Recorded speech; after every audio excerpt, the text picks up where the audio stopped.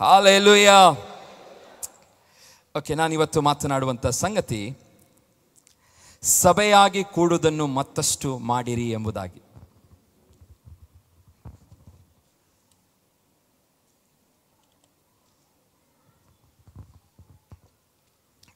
ಸಭೆಯಾಗಿ ಕೂಡುವುದನ್ನು ಮತ್ತಷ್ಟು ಮಾಡಿರಿ. ಇದಕ್ಕೆ ಆಧಾರವಾಗಿ ದೇವರ ವಾಕ್ಯದಲ್ಲಿ ಇದೆ. ಇವತ್ತು ನಾನು ಮಾತನಾಡಲಿಕ್ಕೆ ಒಂದು ಕಾರಣ ಸಹ ಇದೆ. ಇವತ್ತಿನ ದಿನಗಳಲ್ಲಿ ದೇವ ಆರಾಧನೆ ಪ್ರಾರ್ಥನೆ ವಿಷಯ ಅಂತ ಹೇಳಿದರೆ ಬಹಳ ಸಲೀಸಾಗಿ, ಅದು ತೊಂದರೆ ಇಲ್ಲ ಎಂಬುದಾದಂಥ ಒಂದು ಪರಿಸ್ಥಿತಿಗೆ ಇವತ್ತಿನ ದಿನಗಳಲ್ಲಿ ಆರಾಧನೆಗಳು ಬಂದು ಹೋಗಿದೆ. ಇವತ್ತಿನ ಜನ್ರೇಷನ್, ನಾನು ಯಾವಾಗಲೂ ಉದಾಹರಣೆ, ಹಿಂದಿನ ಪೀಳಿಗೆ ಉದಾಹರಣೆಯನ್ನು ಕೊಡುತ್ತೇನೆ. ಆದರೆ ಇವತ್ತಿನ ಜನ್ರೇಷನ್ ಏನಾಗಿದೆ ಅಂತ ಹೇಳಿದರೆ ದೇವರ ಮೇಲೆ ಭಕ್ತಿ ಕಡಿಮೆ ಆದಂಥ ಜನ್ರೇಷನ್ ಆಗುತ್ತಾ ಬರುತ್ತಾ ಇದೆ. ಹಾಲೆಲೂಯಾ. ಇನ್ನೂ ವರ್ಷಗಳು ಹೋಗುವಾಗ ಈಗಿನ ಹಿರಿಯರು ತೊಂದರೆ ಇಲ್ಲ, ಸ್ವಲ್ಪ ಮಟ್ಟಿಗೆ ಹಿಂದಿನವರಿಗಿಂತ ಸ್ವಲ್ಪ ಬೆಟರ್. ಆದರೆ ಇನ್ನು ಮುಂದೆ ಜನ್ರೇಷನ್ಗಳು ಹೋಗುವಾಗ ನನಗನ್ನಿಸ್ತದೆ ದೇವರ ಮೇಲಿರುವಂಥ ಭಯ ಭಕ್ತಿ ಆರಾಧನೆ ಎಂಬ ಈ ಒಂದು ನಾವು ಹೀಗೆ ಸೇರುತ್ತಾ ಇದ್ದೇವಲ್ಲ, ಇದೆಲ್ಲವೂ ಒಂದು ದಿವಸ ಮುಕ್ತಾಯಗೊಳ್ಳುತ್ತದೆ ಎಂಬುದಾದಂಥ ಭಯ ನನ್ನಲ್ಲಿದೆ. ಹಾಲೆಲೂಯಾ. ಯಾಕೆಂದರೆ ಇವತ್ತಿನ ದಿನಗಳಲ್ಲಿ ನಾವು ನೋಡುವಾಗ ಇವತ್ತು ಆರಾಧನೆಗೆ ನಾವು ಹಿಂದೆ ಕೊಡುತ್ತಿದ್ದಂಥ ಪ್ರಾಶಸ್ತ್ಯ, ನಾವು ಹಿಂದೆ ಆರಾಧನೆ ಪ್ರಾರ್ಥನೆಗಳಿಗೆ ದೇವರ ಸನ್ನಿಧಾನಕ್ಕೆ ಹೋಗಬೇಕೆಂಬಂಥ ಒಂದು ಆಶೆ ನಮಗೆ ಹಿಂದೆ ಇದ್ದಂಥದ್ದು ಇವತ್ತೇನಾಗಿದೆ, ಕಡಿಮೆ ಆಗುತ್ತಾ ಇದೆ. ಒಪ್ಪುತ್ತೀರಾ? ಹೌದು, ಇದು ಸತ್ಯವಾದದ್ದು, ಇದು ಒಪ್ಪಲೇಬೇಕಾದಂಥ ವಿಷಯ. ಯಾಕೆಂತ ಹೇಳಿದರೆ ಅದಕ್ಕೆ ನೀವುಗಳೇ ಉದಾಹರಣೆ ಆಗಿದ್ದೀರಿ. ನಾವುಗಳೇ ಉದಾಹರಣೆಯಾಗಿ 10 ಗಂಟೆಗೆ ಆರಾಧನೆ ಸ್ಟಾರ್ಟ್ ಆಗುವಾಗ ಅರ್ಧಕ್ಕರ್ಧ ಚರ್ಚ್ ಖಾಲಿ ಇರುತ್ತದೆ. ಅರ್ಧ ಗಂಟೆ ಮುಕ್ಕಾಲು ಗಂಟೆ ಆಗಿ ಬರುವವರು, ಆರಾಧನೆಗಳು ಸ್ತುತಿಯನ್ನು ಮುಗಿಸಿದ ಮೇಲೆ ಬರುವವರು, ಹೀಗೆ ಇನ್ನು ಕಡೆ ಅಂತ್ಯಾಶೀರ್ವಾದ ಹೇಳುವಂಥ ಸಮಯಕ್ಕೆ ಬರುವವರು ನಮ್ಮ ಸಭೆಯಲ್ಲಿದ್ದಾರೆ. ಇವತ್ತು ದೇವರು ನಮಗೆ ಒಂದು ಎಚ್ಚರಿಕೆಯನ್ನು ಕೊಡ್ತಾ ಇದ್ದಾನೆ, ಸಭೆಯಾಗಿ ಕೂಡುವುದನ್ನು ಮತ್ತಷ್ಟು ಮಾಡಿರಿ ಎಂಬುದಾಗಿ. ಹಾಲೆಲೂಯಾ. ಇದು ದೇವರ ವಾಕ್ಯದ ಆಧಾರದಿಂದಲೇ ನಾನು ನಿಮ್ಮ ಸಂಗಡ ಮಾತನಾಡುತ್ತಾ ಇದ್ದೇನೆ. ಒಂದು ಸಂಸ್ಥೆ, ವಿಲ್ಲೋ ಕ್ರಿಕ್ ಎಂಬ ಒಂದು ಸಂಸ್ಥೆ, ಅವರೊಂದು ಸಮೀಕ್ಷೆ ಮಾಡ್ತಾರೆ. ಈ ವಿಲ್ಲೋ ಕ್ರಿಕ್ ಕಮ್ಯುನಿಟಿ ಒಂದು ಚರ್ಚ್ ಅದು. ಅವರು ಮನೆಗೆ ಹೋಗಿ ಸಮೀಕ್ಷೆ ಮಾಡ್ತಾರಂತೆ. ಇದು ಅಮೆರಿಕ ದೇಶದಲ್ಲಿ ಮಾಡಿದಂಥ ಸಮೀಕ್ಷೆ. ಅಲ್ಲಿ ನಮಗೆ ಗೊತ್ತಿದೆ, ಎಲ್ಲ ಹೆಚ್ಚಿನವರು ಕ್ರೈಸ್ತರ ಇರುವಂಥ ಆ ದೇಶ. ಅಲ್ಲಿ ಹೋಗಿ ಒಂದು ಸರ್ವೆ ಮಾಡ್ತಾರೆ. ಸರ್ವೆ ಮಾಡಿ, ನೀವು ಚರ್ಚಿಗೆ ಹೋಗದಿದ್ದರೆ ಯಾಕೆ ಎಂಬುದಾದಂಥ ಪ್ರಶ್ನೆ ಮಾಡ್ತಾರೆ. ನೀವು ಚರ್ಚಿಗೆ ಹೋಗಲಿಲ್ಲ, ಇವತ್ತು ಮನೆಗೆ ಹೋದಾಗ ಅವರು ಚರ್ಚಿಗೆ ಹೋಗಬೇಕಾದವರು ಏನು ಮಾಡಿದ್ದಾರೆ, ಮನೆಯಲ್ಲಿದ್ದಾರೆ. ಮನೆಯಲ್ಲಿ ಹೋಗಿ ಕೇಳ್ತಾರೆ, ನೀವು ಚರ್ಚಿಗೆ ಹೋಗಬೇಕಾದವರು ಯಾಕೆ ಹೋಗಲಿಲ್ಲ ಎಂಬುದಾಗಿ ಪ್ರಶ್ನೆ ಮಾಡುವಾಗ ಅವರಿಗೆ ಒಂದು ಕೆಲವು ವಿಶೇಷವಾದಂಥ, ಅದರಲ್ಲಿ ಕೆಲವು ಹೆಕ್ಕಿದಂಥ ಉತ್ತರಗಳು ಅವ್ರು ಹೇಳ್ತಾರೆ. ನನಗೆ ಚರ್ಚಿಗೆ ಹೋಗುವುದಂದರೆ ಬೇಸರ ಎಂಬುದಾಗಿ ಕೆಲವರು ಹೇಳಿದ್ರಂತೆ. ಕೆಲವರು ನನಗೆ ಅಪ್ರಸ್ತುತ, ನನಗೆ ಇವತ್ತಿಗೆ ಏನಾಗಿದೆ, ಅದು ಪ್ರಸ್ತುತ ಅಲ್ಲ, ಅಪ್ರಸ್ತುತವಾಗಿದೆ. ಎಲ್ಲ ಸಮಯದಲ್ಲಿ ಹಣವನ್ನು ಕೇಳುತ್ತಾರೆ. ನಾನು ಈಗಾಗಲೇ ತುಂಬ ಕಾರ್ಯನಿರತನಾಗಿ ನನ್ನ ಬ್ಯುಸಿ ಇದ್ದೇನೆ, ಎಲ್ಲ ಕಾರ್ಯಗಳಿಂದ ನಾನು ತುಂಬಿ ಹೋಗಿದ್ದೇನೆ. ನಾನು ಚರ್ಚಿನಲ್ಲಿ ಒಂದು ವಿಚಿತ್ರವಾದಂಥ ಭಾವನೆ ನನಗೆ ಉಂಟಾಗುತ್ತದೆ, ಅದಕ್ಕೋಸ್ಕರ ನಾನು ಚರ್ಚಿಗೆ ಹೋಗುವುದಿಲ್ಲ ಎಂಬುದಾದಂಥ ಒಂದು ಉತ್ತರಗಳನ್ನು ಅವರು ಕಂಡುಕೊಂಡರಂತೆ. ಇವತ್ತಿನ ಸಭೆಯಲ್ಲಿಯೂ ಸಹ ನಾವು ಕೇಳುವುದಾದರೆ, ಇವತ್ತು ನಾವು ಇದರಲ್ಲಿ ಕೆಲವು ಉತ್ತರಗಳನ್ನು 100% ಕೇಳುವರಾಗಿದ್ದೇವೆ. ಹಾಲೆಲೂಯಾ. ಆ ಒಂದು ವಿಲ್ಲೋ ಕ್ರಿಕ್ ಎಂಬ ಒಂದು ಕಮ್ಯುನಿಟಿ ಚರ್ಚ್ ಅವರು ಸಮೀಕ್ಷೆ ಮಾಡ್ತಾರೆ. ಮನೆಗೆ ಆರಾಧನೆ ಸಮಯದಲ್ಲಿ ಮನೆಗೆ ಹೋಗಿ ಅವ್ರೇನು ಮಾಡ್ತಾರೆ, ಜನರ ಕೇಳ್ತಾರೆ, ಯಾಕೆ ಇವತ್ತು ನೀವು ಚರ್ಚಿಗೆ ಹೋಗಲಿಲ್ಲ? ಆವಾಗ ಈ ಎಲ್ಲ ಉತ್ತರಗಳನ್ನು ಅವರು ಕೊಡುತ್ತಾರಂತೆ. ಪ್ರಿಯ ದೇವ, ಇವತ್ತಿನ ದಿನಗಳಲ್ಲಿ ಸಭೆಯಾಗಿ ಕೂಡುವಂಥದ್ದು ಬಹಳ ಕಷ್ಟವಾಗಿ ಜನರಿಗೆ ಕಾಣುತ್ತಾ ಇದೆ.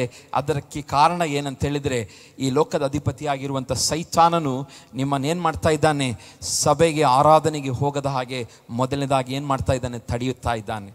ಇದನ್ನು ಸಭೆ ಆರಾಧನೆ ಪ್ರಾರ್ಥನೆ ಒಟ್ಟಾಗಿ ಸೇರಿ ನಾವು ಕರ್ತನನ್ನು ಸ್ತುತಿಸುವಂಥ ಈ ನಿಯಮ ದೇವರು ಅನಾದಿಯಲ್ಲೇ ಮಾಡಿದ್ದು. ಸಾವಿರಾರು ವರ್ಷಗಳ ಹಿಂದೆ ಯಾವಾಗ ಇಸ್ರಾಯೇಲರನ್ನು ತಾನು ನನ್ನ ಜನರು ನನ್ನ ಸ್ವಕೀಯ ಪ್ರಜೆಗಳೆಂಬುದಾಗಿ ಐಗುಪ್ತ ದೇಶದಿಂದ ಆರಿಸಿಕೊಂಡಂಥ ಸಮಯದಿಂದಲೇ ದೇವರು ಅವರಿಗೆ ಇನ್ಸ್ಟ್ರಕ್ಷನ್ ಕೊಟ್ಟನು, ನೀವು ಒಂದು ದಿನವನ್ನು ನಿಗದಿಪಡಿಸಿ ಆ ದಿನದಲ್ಲಿ ನನ್ನನ್ನು ಆರಾಧಿಸಬೇಕು ಎಂಬುದಾಗಿ. ಇವತ್ತು ನಾವು ಮಾಡುತ್ತಿರುವಂಥ ಈ ಆರಾಧನೆ ಇದು ತಲೆಮಾರುಗಳಿಂದ ಬಂದಂಥದ್ದಾಗಿದೆ. ಇದು ನಿನ್ನೆ ಮೊನ್ನೆ ಬಂದದಲ್ಲ, ಯಾರೋ ಒಂದು ಪಾಸ್ಟ್ರು ಯಾವುದೋ ಒಂದು ಸಂಸ್ಥೆಯು ಹುಟ್ಟಾಕಿದಲ್ಲ. ಇದು ದೇವರ ಯೋಜನೆ ಆಗಿದೆ. ಇವತ್ತು ನಾವು ಈ ಯೋಚನೆಯನ್ನು ಎಷ್ಟೋ ಸಾರಿ ನಮ್ಮ ಜೀವಿತಗಳಲ್ಲಿ ಬಹಳ ನಿರ್ಲಕ್ಷ್ಯ ಮಾಡುತ್ತೇವೆ, ಆಲಸ್ಯವರಾಗುತ್ತೇವೆ. ನಾವು ತಿರುಗಾಡಲಿಕ್ಕೆ ಹೋಗುತ್ತೇವೆ, ನಾವು ಎಲ್ಲೆಲ್ಲೋ ಯಾವ್ಯಾವ ಸ್ಥಳಗಳಿಗೆ ಹೋಗುತ್ತೇವೆ, ಮದುವೆಗಳಿಗೆ ಹೋಗುತ್ತೇವೆ, ಯಾರ್ಯಾರೋ ಎಲ್ಲೆಲ್ಲೋ ಕರೀತಾರೆ ಅಲ್ಲಿಗೆ ಹೋಗುತ್ತೇವೆ, ಕೆಲಸಗಳಿಗೆ ಹೋಗುತ್ತೇವೆ. ಆದರೆ ಪ್ರಿಯ ದೇವಜನರೇ, ಬೈಬಲ್ ಹೇಳುತ್ತದೆ, ಹಲ್ಲೆಲೂಯಾ, ಸಭೆಯಾಗಿ ಕೂಡುವುದನ್ನು ಮತ್ತಷ್ಟು ನಾವು ಮಾಡಬೇಕು. ಯಾಕೆಂದರೆ ಅದಕ್ಕೆ ಉತ್ತರ ಯೇಸು ಸ್ವಾಮಿ ಅಂದರೆ ದೇವ ಭಕ್ತನಾದಂಥ ಪೌಲನು ಅದು ಹೇಳುವುದನ್ನು ನಾವು ನೋಡುತ್ತೇವೆ. ಇಬ್ರಿಯ ಬರೆಗೆ ಪತ್ರಿಕೆ 10ನೇ ಅಧ್ಯಾಯ 23ನೇ ವಚನದಲ್ಲಿ ಹೀಗೆ ಬರೆಯಲ್ಪಟ್ಟಿದೆ. ಇಬ್ರಿಯ 10:23, ನಮ್ಮ ನಿರೀಕ್ಷೆಯನ್ನು ಕುರಿತು ನಾವು ಮಾಡಿದ ಪ್ರತಿಜ್ಞೆಯನ್ನು ನಿಶ್ಚಂಚಲವಾಗಿ ಪರಿಗ್ರಹಿಸೋಣ. ವಾಗ್ದಾನ ಮಾಡಿದಾತನು ನಂಬಿಗಸ್ತನು. ನಾವು ಪರಸ್ಪರ ಹಿತಚಿಂತಕರಾಗಿದ್ದು ಪ್ರೀತಿಸುತ್ತಿರಬೇಕೆಂತಲೂ ಸತ್ಕಾರ್ಯ ಮಾಡಬೇಕೆಂತಲೂ ಒಬ್ಬರನ್ನೊಬ್ಬರನ್ನು ಪ್ರೇರೇಪಿಸೋಣ. ಸಭೆಯಾಗಿ ಕೂಡುವುದನ್ನು ಕೆಲವರು ರೂಢಿಯಾಗಿ ಬಿಟ್ಟಿರುವ ಪ್ರಕಾರ ನಾವು ಬಿಟ್ಟು ಬಿಡದೆ ಒಬ್ಬೊಬ್ಬರನ್ನು ಏನು ಮಾಡೋಣ, ಎಚ್ಚರಿಸೋಣ. ಕರ್ತನ ಪ್ರತ್ಯಕ್ಷತೆ ದಿನವು ಸಮೀಪಿಸುತ್ತಾ ಬರುತ್ತದೆ. ನೀವು ನೋಡುವುದರಿಂದ ಇದನ್ನು ಮತ್ತಷ್ಟು ಮಾಡಿರಿ. ಯಾಕೆ ನಾವು ಸಭೆಯಾಗಿ ಕೂಡಿಕೊಳ್ಳುವುದನ್ನು ಹೆಚ್ಚು ಮಾಡಬೇಕೆಂಬುದಾಗಿ ಇಬ್ರಿಯ ಗ್ರಂಥಕರ್ತನು ನಮಗೆ ಎಚ್ಚರಿಕೆಯನ್ನು ಕೊಡ್ತಿದ್ದಾನೆ. ಕರ್ತನ ಪ್ರತ್ಯಕ್ಷತೆಯ ದಿನವು ಸಮೀಪಿಸುತ್ತಾ ಬರುತ್ತದೆ. ಇವತ್ತು ನಾವಿರುವಂಥ ದಿನಗಳು ಕರ್ತನ ಬರುವಿಕೆಯ ದಿನಗಳು. ನಾವು ಇವತ್ತು ಪ್ರಪಂಚವು ಇವತ್ತು ನಾವು ಸನ್ನಿವೇಶಗಳನ್ನು ನೋಡುವಾಗ, ಇವತ್ತಿನ ಪರಿಸ್ಥಿತಿಗಳು, ಯುದ್ಧಗಳನ್ನು ನೋಡುವಾಗ, ಪ್ರಕೃತಿ ವಿಕೋಪಗಳನ್ನು ನೋಡುವಾಗ, ಭೂಕಂಪಗಳನ್ನು ನೋಡುವಾಗ, ಪ್ರಳಯಗಳನ್ನು ನೋಡುವಾಗ, ಸುನಾಮಿಗಳನ್ನು ನೋಡುವಾಗ, ವಿವಿಧ ರೀತಿಯ ಭೀಕರವಾದ ರೋಗಗಳನ್ನು ನೋಡುವಾಗ ನಮಗೆ ಗೊತ್ತಾಗಬೇಕು, ಈ ಸಭೆಯಾಗಿ ಕೂಡುವುದನ್ನು ನಾವು ಹೆಚ್ಚಾಗಿ ಮಾಡಬೇಕೆಂಬುದಾಗಿ. ಅದನ್ನೇ ಇಲ್ಲಿ ಪೌಲನ್ ಹೇಳ್ತಿರುವಂಥ, ಅಂದರೆ ಪೌಲನಲ್ಲ ಬರೆದದ್ದು, ಗ್ರಂಥಕರ್ತನು. ಇದು ನಮಗೆ ಇಬ್ರಿಯ ಯಾರು ಬರೆದರೆ ಎಂಬುದಾಗಿ ನಮಗೆ ಸ್ಪಷ್ಟವಾಗಿ ಗೊತ್ತಿಲ್ಲದಿದ್ದರು, ಆದರೆ ದೇವ ಭಕ್ತನೇ ಬರೆದಿದ್ದಾನೆ. ಈ ಬರೆದಂಥ ಭಕ್ತನು ಹೀಗೆ ಹೇಳುತ್ತಿದ್ದಾನೆ, ಕರ್ತನ ಪ್ರತ್ಯಕ್ಷತೆ ದಿನವು ಸಮೀಪಿಸುತ್ತಾ ಬರುತ್ತದೆ ಎಂದು ನೀವು ನೋಡುವುದರಿಂದ. ಇವತ್ತು ನಾವು ನೋಡುತ್ತಾ ಇದ್ದೇವಾ? ಕರ್ತನ ಪ್ರತ್ಯಕ್ಷತೆ ದಿನವನ್ನು ನಾವು ಹಲ್ಲೆಲೂಯಾ ನಮ್ಮ ಮುಂದೆ ಆಗುತ್ತಿರುವ ಸನ್ನಿವೇಶಗಳಿಂದ ನಾವು ಗ್ರಹಿಸಿಕೊಳ್ಳುತ್ತಾ ಇದ್ದೇವಾ? ಗ್ರಹಿಸಿಕೊಳ್ಳುತ್ತಿರುವವರಿಗೆ ಇಲ್ಲಿ ಹೇಳ್ತಿದ್ದಾನೆ, ನಾವು ಸಭೆಯಾಗಿ ಕೂಡುವುದನ್ನು ಏನು ಮಾಡಬೇಕು?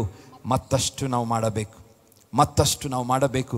ಇವತ್ತು ನಾವೊಂದು ಸರ್ವೆ ಹೀಗೆ ಹೇಳುತ್ತದೆ, ಚರ್ಚಿಗೆ ಅಟೆಂಡ್ ಆಗುವಂಥ ಜನರು 100% ಪ್ರತಿ ತಿಂಗಳಲ್ಲಿ 48% ಜನರು ಮಾತ್ರ ಪ್ರತಿ ವಾರ ಬರುತ್ತಾರಂತೆ. ಉಳಿದ 52% ಜನರು ತಿಂಗಳಲ್ಲಿ ಒಂದೇ ಒಂದು ಭಾನುವಾರ ಬರುತ್ತಾರೆ ಎಂಬುದಾಗಿ ಸರ್ವೆ ಹೇಳ್ತದಂತೆ. ಇವತ್ತು ನಾವು ಆ ರೀತಿಯಾದ ಪರಿಸ್ಥಿತಿಯಲ್ಲಿದ್ದೇವೆ. ಯಾಕೆಂದರೆ ಹೇಳಿದರೆ ನಮಗೆ ದೇವರ ಬಗ್ಗೆ ನಿರ್ಲಕ್ಷ್ಯ. ಸೃಷ್ಟಿಕರ್ತನಾದ ದೇವರ ಬಗ್ಗೆ, ನನ್ನನ್ನು ಮತ್ತು ನಿಮ್ಮನ್ನು ಸೃಷ್ಟಿಸಿ ಪ್ರೀತಿಸಿ ಕೃಪೆಯ ಮೇಲೆ ಕೃಪೆಯನ್ನು ತೋರುತ್ತಾ ಬಂದಂಥ ದೇವರ ಮೇಲೆ ನಮಗೆ ಬಹಳ ಅಲಕ್ಷ್ಯ ಭಾವ. ಪ್ರಿಯ ದೇವನೇ, ಇದನ್ನು ನಾವು ಬಿಡಬೇಕು. ಇದು ನಾವು ಬಿಟ್ಟರೆ ಮಾತ್ರ ನಾವು ಪರಿಪೂರ್ಣ ಆಶೀರ್ವಾದಕ್ಕೆ ನಾವು ನಡೆಸಲ್ಪಡುತ್ತೇವೆ. ಹಲ್ಲೆಲೂಯಾ. ಇದನ್ನು ಬಿಟ್ಟರೆ ಮಾತ್ರ ದೇವರಿಗೆ ಸಲ್ಲತಕ್ಕ ಗೌರವವನ್ನು, ಮರ್ಯಾದೆಯನ್ನು, ಘನತೆಯನ್ನು ಬೇರೆ ಯಾರಿಗೂ ಆತನು ಸಲ್ಲಗೊಡಿಸುವುದಿಲ್ಲ ಎಂಬುದಾಗಿ ದೇವರ ವಾಕ್ಯದಲ್ಲಿ ಓದುತ್ತೇವೆ. ಆತನಿಗೆ ಸಲ್ಲತಕ್ಕಂಥ ಗೌರವ, ಆತನಿಗೆ ಸಲ್ಲತಕ್ಕಂಥ ಮರ್ಯಾದೆ ನಾವು ಇತರ ವಸ್ತುಗಳಿಗೆ, ಇತರ ಸಂಗತಿಗಳಿಗೆ, ಇತರ ವಿಷಯಗಳಿಗೆ ನಾವು ಸಲ್ಲಿಸುತ್ತಾ ಹೋದರೆ ಹಲ್ಲೆಲೂಯಾ ದೇವರೆಂದಿಗೂ ಸಹಿಸಿಕೊಳ್ಳುವುದಿಲ್ಲ. ಪ್ರಿಯರೇ, ದೇವರನ್ನು ಆರಾಧಿಸುವ ವಿಷಯಕ್ಕೆ ಬರುವಾಗ ನಾವು ನೋಡುತ್ತೇವೆ, ದೇವರು ಎಂದಿಗೂ ಕಾಂಪ್ರಮೈಸ್ ಮಾಡೋದಿಲ್ಲ. ಹಲ್ಲೆಲೂಯಾ. ದೇವರನ್ನು ಆರಾಧಿಸುವ ವಿಷಯಕ್ಕೆ ಬರುವಾಗ ಎಂದಿಗೂ ಆತನು ನೀನು ಒಳ್ಳೆಯವನು ಕೆಟ್ಟವನು ಎಂಬುದಾಗಿ ನೋಡುವುದಿಲ್ಲ. ಆರಾಧನೆ ಆತನಿಗೆ ಸಲ್ಲಲೇಬೇಕೆಂಬುದಾಗಿ ಆತನು ಬಯಸುವನಾಗಿದ್ದಾನೆ.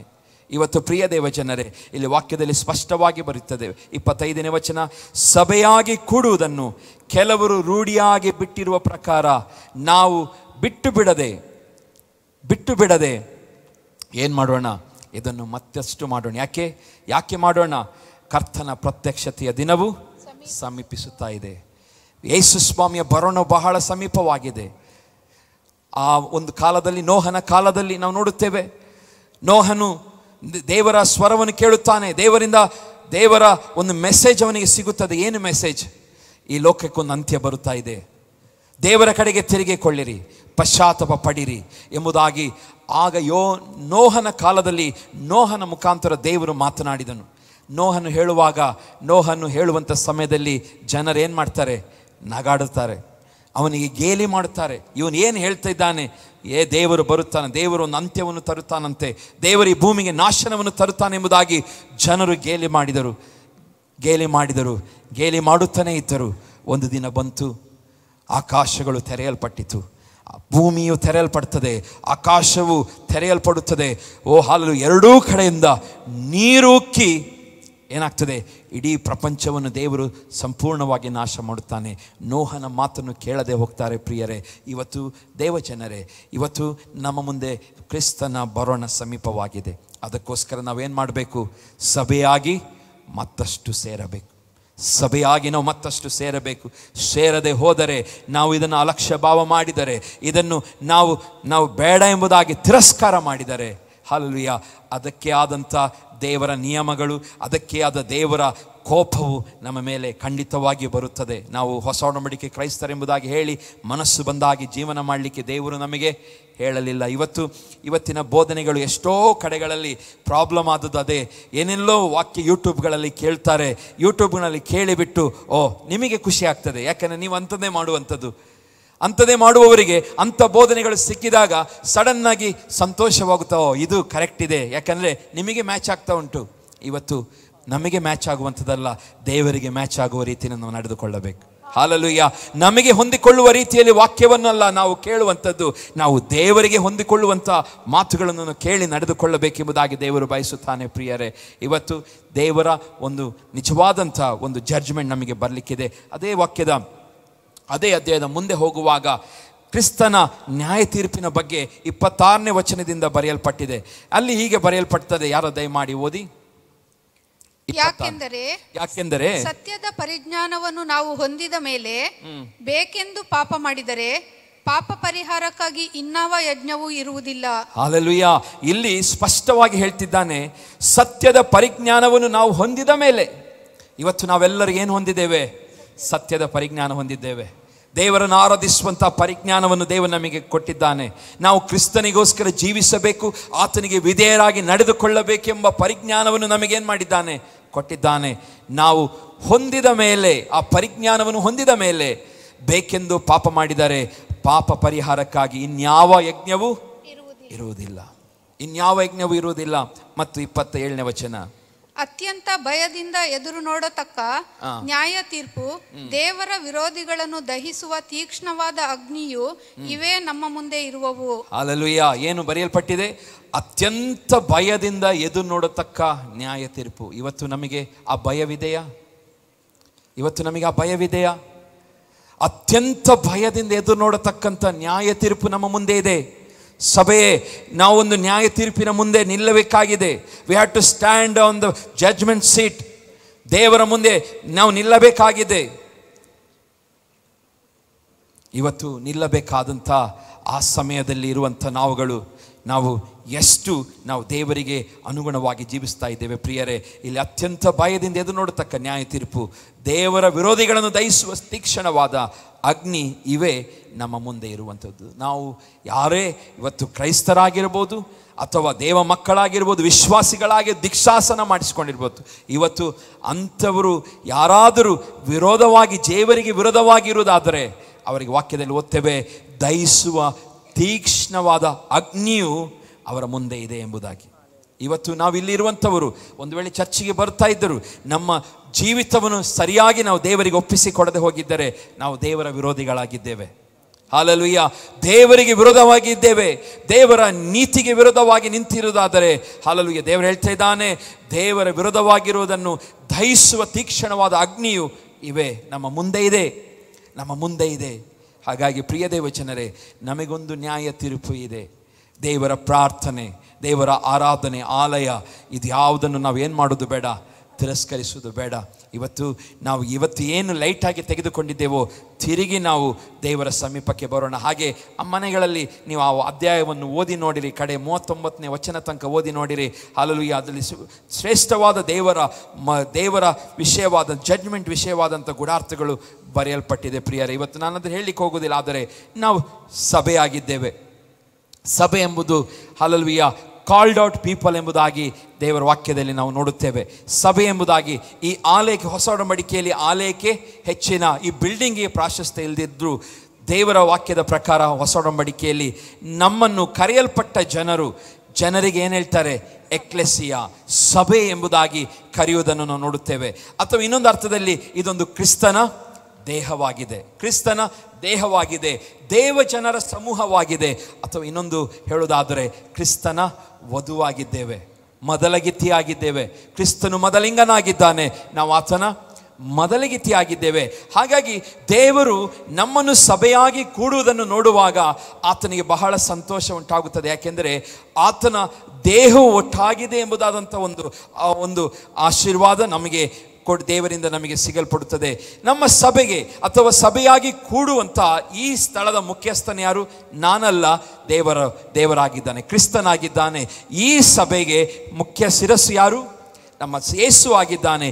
ಯೇಸು ಆದ ನಿಮಿತ್ತವಾಗಿ ಆತನು ನಮ್ಮನ್ನು ಹಲ್ಲೆಲೂಯಾ ಯಾವಾಗಲೂ ಶಿರಸ್ಸಾಗಿರುವಂಥ ದೇವರು, ನಾವು ಆತನ ಅಂಗಗಳಾಗಿದ್ದೇವೆ ಎಂಬುದಾಗಿ ಬೈಬಲ್ ಹೇಳುತ್ತದೆ. ಆತನು ಒಂದೊಂದು ಕೆಲಸಕ್ಕೆ ನಮ್ಮನ್ನು ಒಪ್ಪಿಸಬೇಕೆಂಬುದಾಗಿ ಬಯಸ್ತಾ ಇದ್ದಾನೆ. ಇವತ್ತು ನಮ್ಮ ಎಷ್ಟೋ ಸಭೆಗಳು, ಹೆಚ್ಚಿನ ಸಭೆಗಳು ಏನಾಗಿದೆ? ಪೋಲಿಯೋವಾದಂಥ ರೀತಿಯಲ್ಲಿ ತಲೆ ಇದೆ, ಯೇಸು ನಡೆಸುತ್ತಾ ಇದ್ದಾನೆ, ಆದರೆ ಪೋಲಿಯೋ ಆದಂಥ ರೀತಿ ಕೈಗಳನ್ನು ಉಪಯೋಗಿಸ್ಲಿಕ್ಕೆ ಆಗ್ತಾ ಇಲ್ಲ. ಕಾಲುಗಳಿದೆ, ಕಾಲುಗಳನ್ನು ಉಪಯೋಗಿಸ್ಲಿಕ್ಕೆ ಆಗ್ತಾ ಇಲ್ಲ. ಬೆರಳುಗಳಿದೆ, ಬೆರಳುಗಳನ್ನು ಉಪಯೋಗಿಸ್ಲಿಕ್ಕೆ ಆಗ್ತಾ ಇಲ್ಲ. ಒಂದು ರೀತಿಯಾದಂಥ ನ್ಯೂನತೆಗೊಂಡಂಥ ಸಭೆಯಾಗಿ ಇವತ್ತು ಕಾಣುತ್ತಾ ಇದೆ. ಇವತ್ತು ಪ್ರಿಯ ದೇವ ಜನರೇ, ಸಭೆಗೆ ಕ್ರಿಸ್ತನು ಶಿರಸ್ಸಾಗಿದ್ದಾನೆ, ನಾವು ಆತನ ಅಂಗಗಳಾಗಿದ್ದೇವೆ. ಅಂಗಗಳು ದೇವರ ಆಶೆ ಏನು? ನಾವೆಲ್ಲರೂ ಉಪಯೋಗಿಸಲ್ಪಡಬೇಕು. ಹಲ್ಲೆಲೂಯಾ, ಎಲ್ಲ ಉಪಯೋಗಿಸಲ್ಪಡಬೇಕು. ನಮ್ಮ ದೇಹಕ್ಕೆ ಡ್ಯಾಮೇಜ್ ಆಗಿದ್ದರೆ ಅಥವಾ ನಾವು ಯಾವ ಕೆಲಸಕ್ಕೂ ಉಪಯೋಗಕ್ಕೆ ಬರದೆ ಹೋದರೆ ದೇವರು ಎಂದಿಗೂ ಹಲ್ಲೆಲೂಯಾ ನಮ್ಮ ಬಗ್ಗೆ ನನ್ನನ್ನು ಹಿಡಿದುಕೊಂಡು ಅಥವಾ ನಿಮ್ಮನ್ನು ಹಿಡ್ಕೊಂಡು ಆತನು ಯಾವ ಒಳ್ಳೆಯ ಕೆಲಸವನ್ನು ಮಾಡಲಿಕ್ಕೆ ಸಾಧ್ಯವಿಲ್ಲ. ಪ್ರಿಯರ, ಅದಕ್ಕೋಸ್ಕರ ನಾವು ಸಭೆಗೆ ಯಾಕೆ ಬರ್ತೇವೆ ಅಂತ ಹೇಳಿದರೆ, ಇಲ್ಲಿ ನಮ್ಮ ನ್ಯೂನತೆಯೆಲ್ಲ ದೇವರು ಏನು ಮಾಡ್ತಾನೆ? ಸರಿಪಡಿಸುತ್ತಾನೆ. ಹಲ್ಲೆಲೂಯಾ. ಸಭೆಯಾಗಿ ಸೇರುವಂಥ ಉದ್ದೇಶ, ನಮಗೇನಾದರೂ ಹೆಚ್ಚು ಕಮ್ಮಿ ಇರುತ್ತದೆ, ನಾವು ಯಾರೂ ಸಹ ಪರಿಪೂರ್ಣರಲ್ಲ. ಅಂದರೆ ಕ್ರಿಸ್ತನ ಸನ್ನಿಧಾನದಲ್ಲಿ ನಾವು ಬಂದು ದೇವರ ವಾಕ್ಯವನ್ನು ಕೇಳಿ, ದೇವರ ವಾಕ್ಯವನ್ನು ಕಲಿತು ನಾವು ಇಲ್ಲಿಂದ ಹೋಗುವಾಗ ದೇವರು ನಮ್ಮನ್ನು ಏನು ಮಾಡ್ತಾನೆ? ಆ ವಾಕ್ಯವು ನಮ್ಮನ್ನು ಪರಿಪೂರ್ಣತೆಗೆ ನಡೆಸುವಂಥದ್ದಾಗಿದೆ. ಹಲ್ಲೆಲೂಯಾ. ನಮ್ಮನ್ನು ತಿದ್ದುವಂಥದ್ದಾಗಿದೆ, ನಮ್ಮನ್ನು ಸರಿಪಡಿಸುವಂಥದ್ದಾಗಿದೆ. ಹೌದು, ನಾವು ಇಲ್ಲಿಂದ ಹೋದ ತಕ್ಷಣ ಎಷ್ಟೋ ಸಾರಿ ನಾವು ಪಾಪಕ್ಕೆ ಬಿದ್ದು ಬಿಡ್ತೇವೆ, ನಾವು ಪಾಪ ಮಾಡ್ತೇವೆ. ಆದರೆ ದೇವರ ಸನ್ನಿಧಾನಕ್ಕೆ ಬರುತ್ತಾ ಇರುವಾಗ ಈ ನಮ್ಮ ಹಳೆಯ ಪಾಪದ ಸ್ವಭಾವಗಳು ಏನು ಮಾಡ್ತಾನೆ? ದೇವರು ಮಾರ್ಪಡಿಸುತ್ತಾನೆ. ಹಲ್ಲೆಲೂಯಾ. ದೇವರು ಬದಲಾಯಿಸುತ್ತಾನೆ. ಅದಕ್ಕೋಸ್ಕರ ದೇವರ ಸಭೆಗೆ ಬಂದು ದೇವರ ವಾಕ್ಯವನ್ನು, ಯಾಕೆಂದರೆ ದೇವರ ಸಭೆ ಎಚ್ಚರಿಕೆಯನ್ನು ಕೊಡುವಂಥ ಸ್ಥಳವಾಗಿದೆ. ಹಲ್ಲೆಲೂಯಾ. ದೇವರು ಯಾಕೆ ಅಪೋಸ್ತಲರನ್ನು, ದೇವ ಸೇವಕರುಗಳನ್ನು, ಪ್ರವಾದಿಗಳನ್ನು ಯಾಕೆ ಆತ ನೇಮಿಸಬೇಕಾಗಿತ್ತು? ಎಚ್ಚರಿಕೆಯನ್ನು ಕೊಡುವುದಕ್ಕೋಸ್ಕರ. ಅವರು ದೇವರ ಮಾತುಗಳನ್ನು ಕೇಳಿ ಜನರಿಗೆ, ದೇವರ ಸ್ವರವನ್ನು ಕೇಳದಂಥ ಜನರಿಗೆ ದೇವರ ಸ್ವರವನ್ನು ತಿಳಿಯಪಡಿಸುವುದಕ್ಕೋಸ್ಕರ. ಹಲ್ಲೆಲೂಯಾ. ದೇವರು ಪ್ರವಾದಿಗಳನ್ನು, ಸೇವಕರನ್ನು, ಸಭಾಪಾಲಕರನ್ನು, ಅಪೋಸ್ತಲರನ್ನು ದೇವರು ನೇಮಿಸುವುದನ್ನು. ಇವತ್ತು ದೇವರು ನನಗೆ ಕೊಟ್ಟಂಥ ಜವಾಬ್ದಾರಿ ಇದೇ ಆಗಿದೆ. ನಮ್ಮ ಸಭೆಯಲ್ಲಿರುವಂಥ ನಾವೆಲ್ಲರೂ ಎಚ್ಚರಿಕೆಯನ್ನು ಹೊಂದಿಕೊಂಡು, ಹಲ್ಲೆಲೂಯಾ, ಒಂದು ಕರ್ತನ ಬರೋಣವಿದೆ, ಅದಕ್ಕೋಸ್ಕರ ನಾವು ಸಿದ್ಧರಾಗಿರಬೇಕೆಂಬುದಾಗಿ ಎಚ್ಚರಿಕೆಯನ್ನು ಕೊಡೋದಕ್ಕೋಸ್ಕರ ನಾನು ನಿಂತಿದ್ದೇನೆ. Hallelujah, hallelujah. ಕರ್ತನ ಬರೋಣವು ಬಹಳ ಹತ್ತಿರವಾಗಿದೆ, ಅದಕ್ಕೋಸ್ಕರ ನಾವು ಸಿದ್ಧರಾಗಬೇಕು. ಕಳೆದ ಭಾನುವಾರ ನಾವು ನಾಲಿಗೆಯ ಬಗ್ಗೆ ಒಳ್ಳೆಯ ಸುಂದರವಾದಂಥ ಸಂದೇಶವನ್ನು ಕೇಳಿದೆವು. ಹಲ್ಲೆಲೂಯಾ. ಇವತ್ತು ನಮ್ಮ ನಾಲಿಗೆ ಬಹಳ ಪ್ರಾಮುಖ್ಯವಾದದ್ದು. ನಾಲಿಗೆಯನ್ನು ನಾವು ಮನಸ್ಸಿಗೆ ಬಂದ ಹಾಗೆ ಉಪಯೋಗಿಸಿದರೆ ನಾಲಿಗೆ ಒಂದು ಸಣ್ಣ ಕಿಚ್ಚು, ಬೈಬಲ್ ಹೇಳ್ತದೆ, ಅದು ಕಾಡನ್ನು, ಸಣ್ಣ ಕಿಚ್ಚು ದೊಡ್ಡ ಕಾಡನ್ನೇನು ಮಾಡ್ತದೆ? ಸುಟ್ಟು ಹಾಕುವಷ್ಟು ಏನಿದೆ ಅದಕ್ಕೆ ಶಕ್ತಿ ಇದೆ. ಯಾಕೋಬನು ಹೇಳ್ತಾನೆ 3ನೇ ಅಧ್ಯಾಯದಲ್ಲಿ, ಒಂದು ಸಣ್ಣ ಕಿಚ್ಚು ಇದ್ದಾಗೆ, ಒಂದು ಸಣ್ಣ ಕಿಡಿ, ಲೈಟರಲ್ಲಿ ಒಂದು ಸಣ್ಣ ಲೈಟ್, ನಾವು ಗ್ಯಾಸ್ ಸ್ಟೋವ್ ಎಲ್ಲ ಆನ್ ಮಾಡುವಂಥ ಲೈಟರ್, ಅದರಲ್ಲಿ ಎಷ್ಟು ಕಿಚ್ಚು ಗ್ಯಾಸ್ ಆನ್ ಮಾಡಲಿಕ್ಕೆ ಬೇಕಾಯಿತು? ಒಂದು ಸಣ್ಣ ಕಿಚ್ಚು, ನಮ್ಮ ಕಣ್ಣಿಗೂ ಕಾಣುವುದಿಲ್ಲ, ಅಷ್ಟು ಸಣ್ಣ ಕಿಚ್ಚು ಏನು ಮಾಡ್ತದೆ? ಒಂದು ಬೆಂಕಿಯನ್ನು ಹಚ್ಚಿಸ್ತದೆ. ಅದೇ ರೀತಿ ಬೈಬಲ್ ಹೇಳ್ತದೆ, ನಾಲಿಗೆ ಒಂದು ಕಿಚ್ಚು ಇದ್ದ ಹಾಗೆ, ಅದು ಇಡೀ ಕಾಡನ್ನೇನು ಮಾಡ್ತದೆ? ಬೆಂಕಿ ಹತ್ತಿಸಲೋದಕ್ಕೆ ಶಕ್ತಿ ಇದೆ. ಅದೇ ರೀತಿಯಾಗಿ ನಿಮ್ಮ ನಾಲಿಗೆಯು ಹಲಲುವೆ ಕಿಚ್ಚು, ಅದನ್ನು ಜಾಗ್ರತೆಯಿಂದ ಇಟ್ಕೊಳ್ಳಿ. ಅದು ಏನು ಬೇಕಾದರೂ ಗಲಿಬಿಲಿ, ಅಶಾಂತಿ, ಏನೆಲ್ಲ ದೊಡ್ಡ ಅನಾಹುತಗಳನ್ನು ಈ ನಾಲಿಗೆ ಮಾಡಲು ಸಾಧ್ಯವಿದೆ ಎಂಬುದಾಗಿ ದೇವ ನಮಗೆ ಎಚ್ಚರಿಕೆ ಪಡಿಸ್ತಾನೆ. ಪ್ರಿಯರೇ, ಹೌದು ಪ್ರಿಯ ದೇವಜನರೇ, ಇವತ್ತು ಆರಾಧನೆ ಸಭೆಯಾಗಿ ಕೂಡುವಂಥದ್ದು. ಯಾಜಕ ಕಾಂಡದಲ್ಲಿ 23ನೇ ಅಧ್ಯಾಯ 21ನೇ ವಚನದಲ್ಲಿ ದೇವರು ಮೋಶೆಯ ಮುಖಾಂತರ ಹೀಗೆ ಬರೆಸಿದನು. ಆ ದಿವಸದಲ್ಲಿ, ಯಾಜಕಾಂಡ 23-21, ಆ ದಿವಸದಲ್ಲಿ ದೇವಾರಾಧನೆಗಾಗಿ ಸಭೆ ಕೂಡಬೇಕೆಂಬುದಾಗಿ ಪ್ರಸಿದ್ಧಪಡಿಸಬೇಕು. ಒಂದು ದಿವಸವನ್ನು ನಿಗದಿಪಡಿಸಿ ಆ ದಿವಸದಲ್ಲಿಯೇ ದೇವಾರಾಧನೆಗಾಗಿ ಸಭೆ ಕೂಡಬೇಕೆಂದು ಪ್ರಸಿದ್ಧಪಡಿಸಬೇಕು. ಅದರಲ್ಲಿ ಯಾವ ಉದ್ಯೋಗವನ್ನು ನಡೆಸಬಾರದು. ಇವತ್ತು ನಾವು ಸ್ಪೆಷಲ್ ಆಗಿ ಭಾನುವಾರವೇ ನಮಗೆ ಕೆಲಸ. ಇವತ್ತು ಭಾನುವಾರ ಕೆಲಸ. ಎಷ್ಟೋ ಜನರಿದ್ದಾರೆ ಭಾನುವಾರ ತಪ್ಪಿಸಿ ಕೆಲಸ ಮಾಡುವವರು. ಇಲ್ಲಿ ವಾಕ್ಯದಲ್ಲಿ ಓದುತ್ತೇವೆ, ಆ ದಿವಸದಲ್ಲಿ ದೇವಾರಾಧನೆಗಾಗಿ ಸಭೆ ಕೂಡಬೇಕೆಂಬುದಾಗಿ ಪ್ರಸಿದ್ಧಪಡಿಸಬೇಕು. ಅದರಲ್ಲಿ ಯಾವ ಉದ್ಯೋಗವನ್ನು ನಡೆಸಬಾರದು. ಇದು ನಿಮಗೂ ನಿಮ್ಮ ಸಂತತಿಯವರಿಗೂ ನಿಮ್ಮ ಎಲ್ಲ ನಿವಾಸಿಗಳಲ್ಲಿ ಶಾಶ್ವತವಾದ ನಿಯಮ. ದೇವರೊಂದು ನಿಯಮ ಕೊಡ್ತಾನೆ. ಏನಂತೇಳಿ? ಶಾಶ್ವತವಾದ ನಿಯಮ. ಯಾವ ನಿಯಮ ಅದು? ಸಭೆಯಾಗಿ ಕೂಡುವಂಥದ್ದು.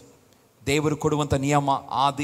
ಆದಿಯಲ್ಲಿ ನಮ್ಮ 4000 ವರ್ಷಗಳ ಹಿಂದೆ ದೇವರು, ಪರಲೋಕದ ದೇವರು ದೇವ ಮಕ್ಕಳಿಗೆ, ಇಸ್ರಾಯೇಲರಿಗೆ ಒಂದು ನಿಯಮವನ್ನು ಕೊಡುತ್ತಾನೆ. ಐಗುಪ್ತ ದೇಶದಿಂದ ಹೊರಗೆ ಬಂದಂಥ ಈ ಜನರಿಗೆ, ನಿಯಮವಿಲ್ಲದಂಥ ಜನರು, ಅವರು ಮನಸ್ಸಿಗೆ ಬಂದ ಹಾಗೆ ಜೀವನ ಮಾಡುತ್ತಾ ಇದ್ದರು. ಅವರಿಗೆ ಯಾವ ನಿಯಮಗಳೇ ಇರಲಿಲ್ಲ. ದೇವರು ಅವರಿಗೆ ನಿಯಮಗಳನ್ನು ಕೊಡುತ್ತಾನೆ. ಅದರಲ್ಲಿ ಒಂದು ನಿಯಮ ಏನು? ಆ ಶಾಶ್ವತ ನಿಯಮವೇನು? ಸಭೆಯಾಗಿ ನಾವೇನು ಮಾಡಬೇಕಂತ ಹೇಳ್ತಾನೆ? ಕೂಡಬೇಕು. ಸಭೆಯಾಗಿ ಕೂಡುವಂಥದ್ದು ಅದು ದೇವರು ನಮಗೆ ಅವಾಗ ಕೊಟ್ಟಂಥ ನಿಯಮ. ಇವತ್ತು ನಾವು ಹಳೆ ಒಡಂಬಡಿಕೆ ಹೊಸ ಒಡಂಬಡಿಕೆ ಡಿಫ್ರೆನ್ಸ್ ಮಾಡ್ತೇವೆ. ಹಲ್ಲೆಲೂಯ. ದೇವರ ಬಗ್ಗೆ ಹೇಳುವಾಗ ದೇವರು ಹಿಂದೆ ಆದಿಯಲ್ಲಿದ್ದವನು ಇಂದು ನಾಳೆಯೂ ಏಕರೀತಿಯಾಗಿದ್ದಾನೆಂಬುದಾಗಿ ಹೇಳ್ತೇವೆ. ನಾನು ಹೇಳೋದು ಅರ್ಥ ಆಗ್ತಾ ಉಂಟಲ್ಲ? ದೇವರ ಬಗ್ಗೆ ನಾವು ಹೇಳುವಾಗ ದೇವರು ನಿನ್ನೆ ಇವತ್ತು ನಾಳೆಯೂ ಏಕರೀತಿಯಾಗಿರುತ್ತಾನೆಂಬುದಾಗಿ ದೇವರ ಬಗ್ಗೆ ಹೇಳ್ತೇವೆ. ಆದರೆ ಹೊಸ ಒಡಂಬಡಿಕೆ ಹಳೆ ಒಡಂಬಡಿಕೆ ಎಂಬುದಾಗಿ ನಾವೇನು ಮಾಡ್ತೇವೆ? ಡಿಫ್ರೆನ್ಷಿಯೇಟ್ ಮಾಡ್ತೇವೆ.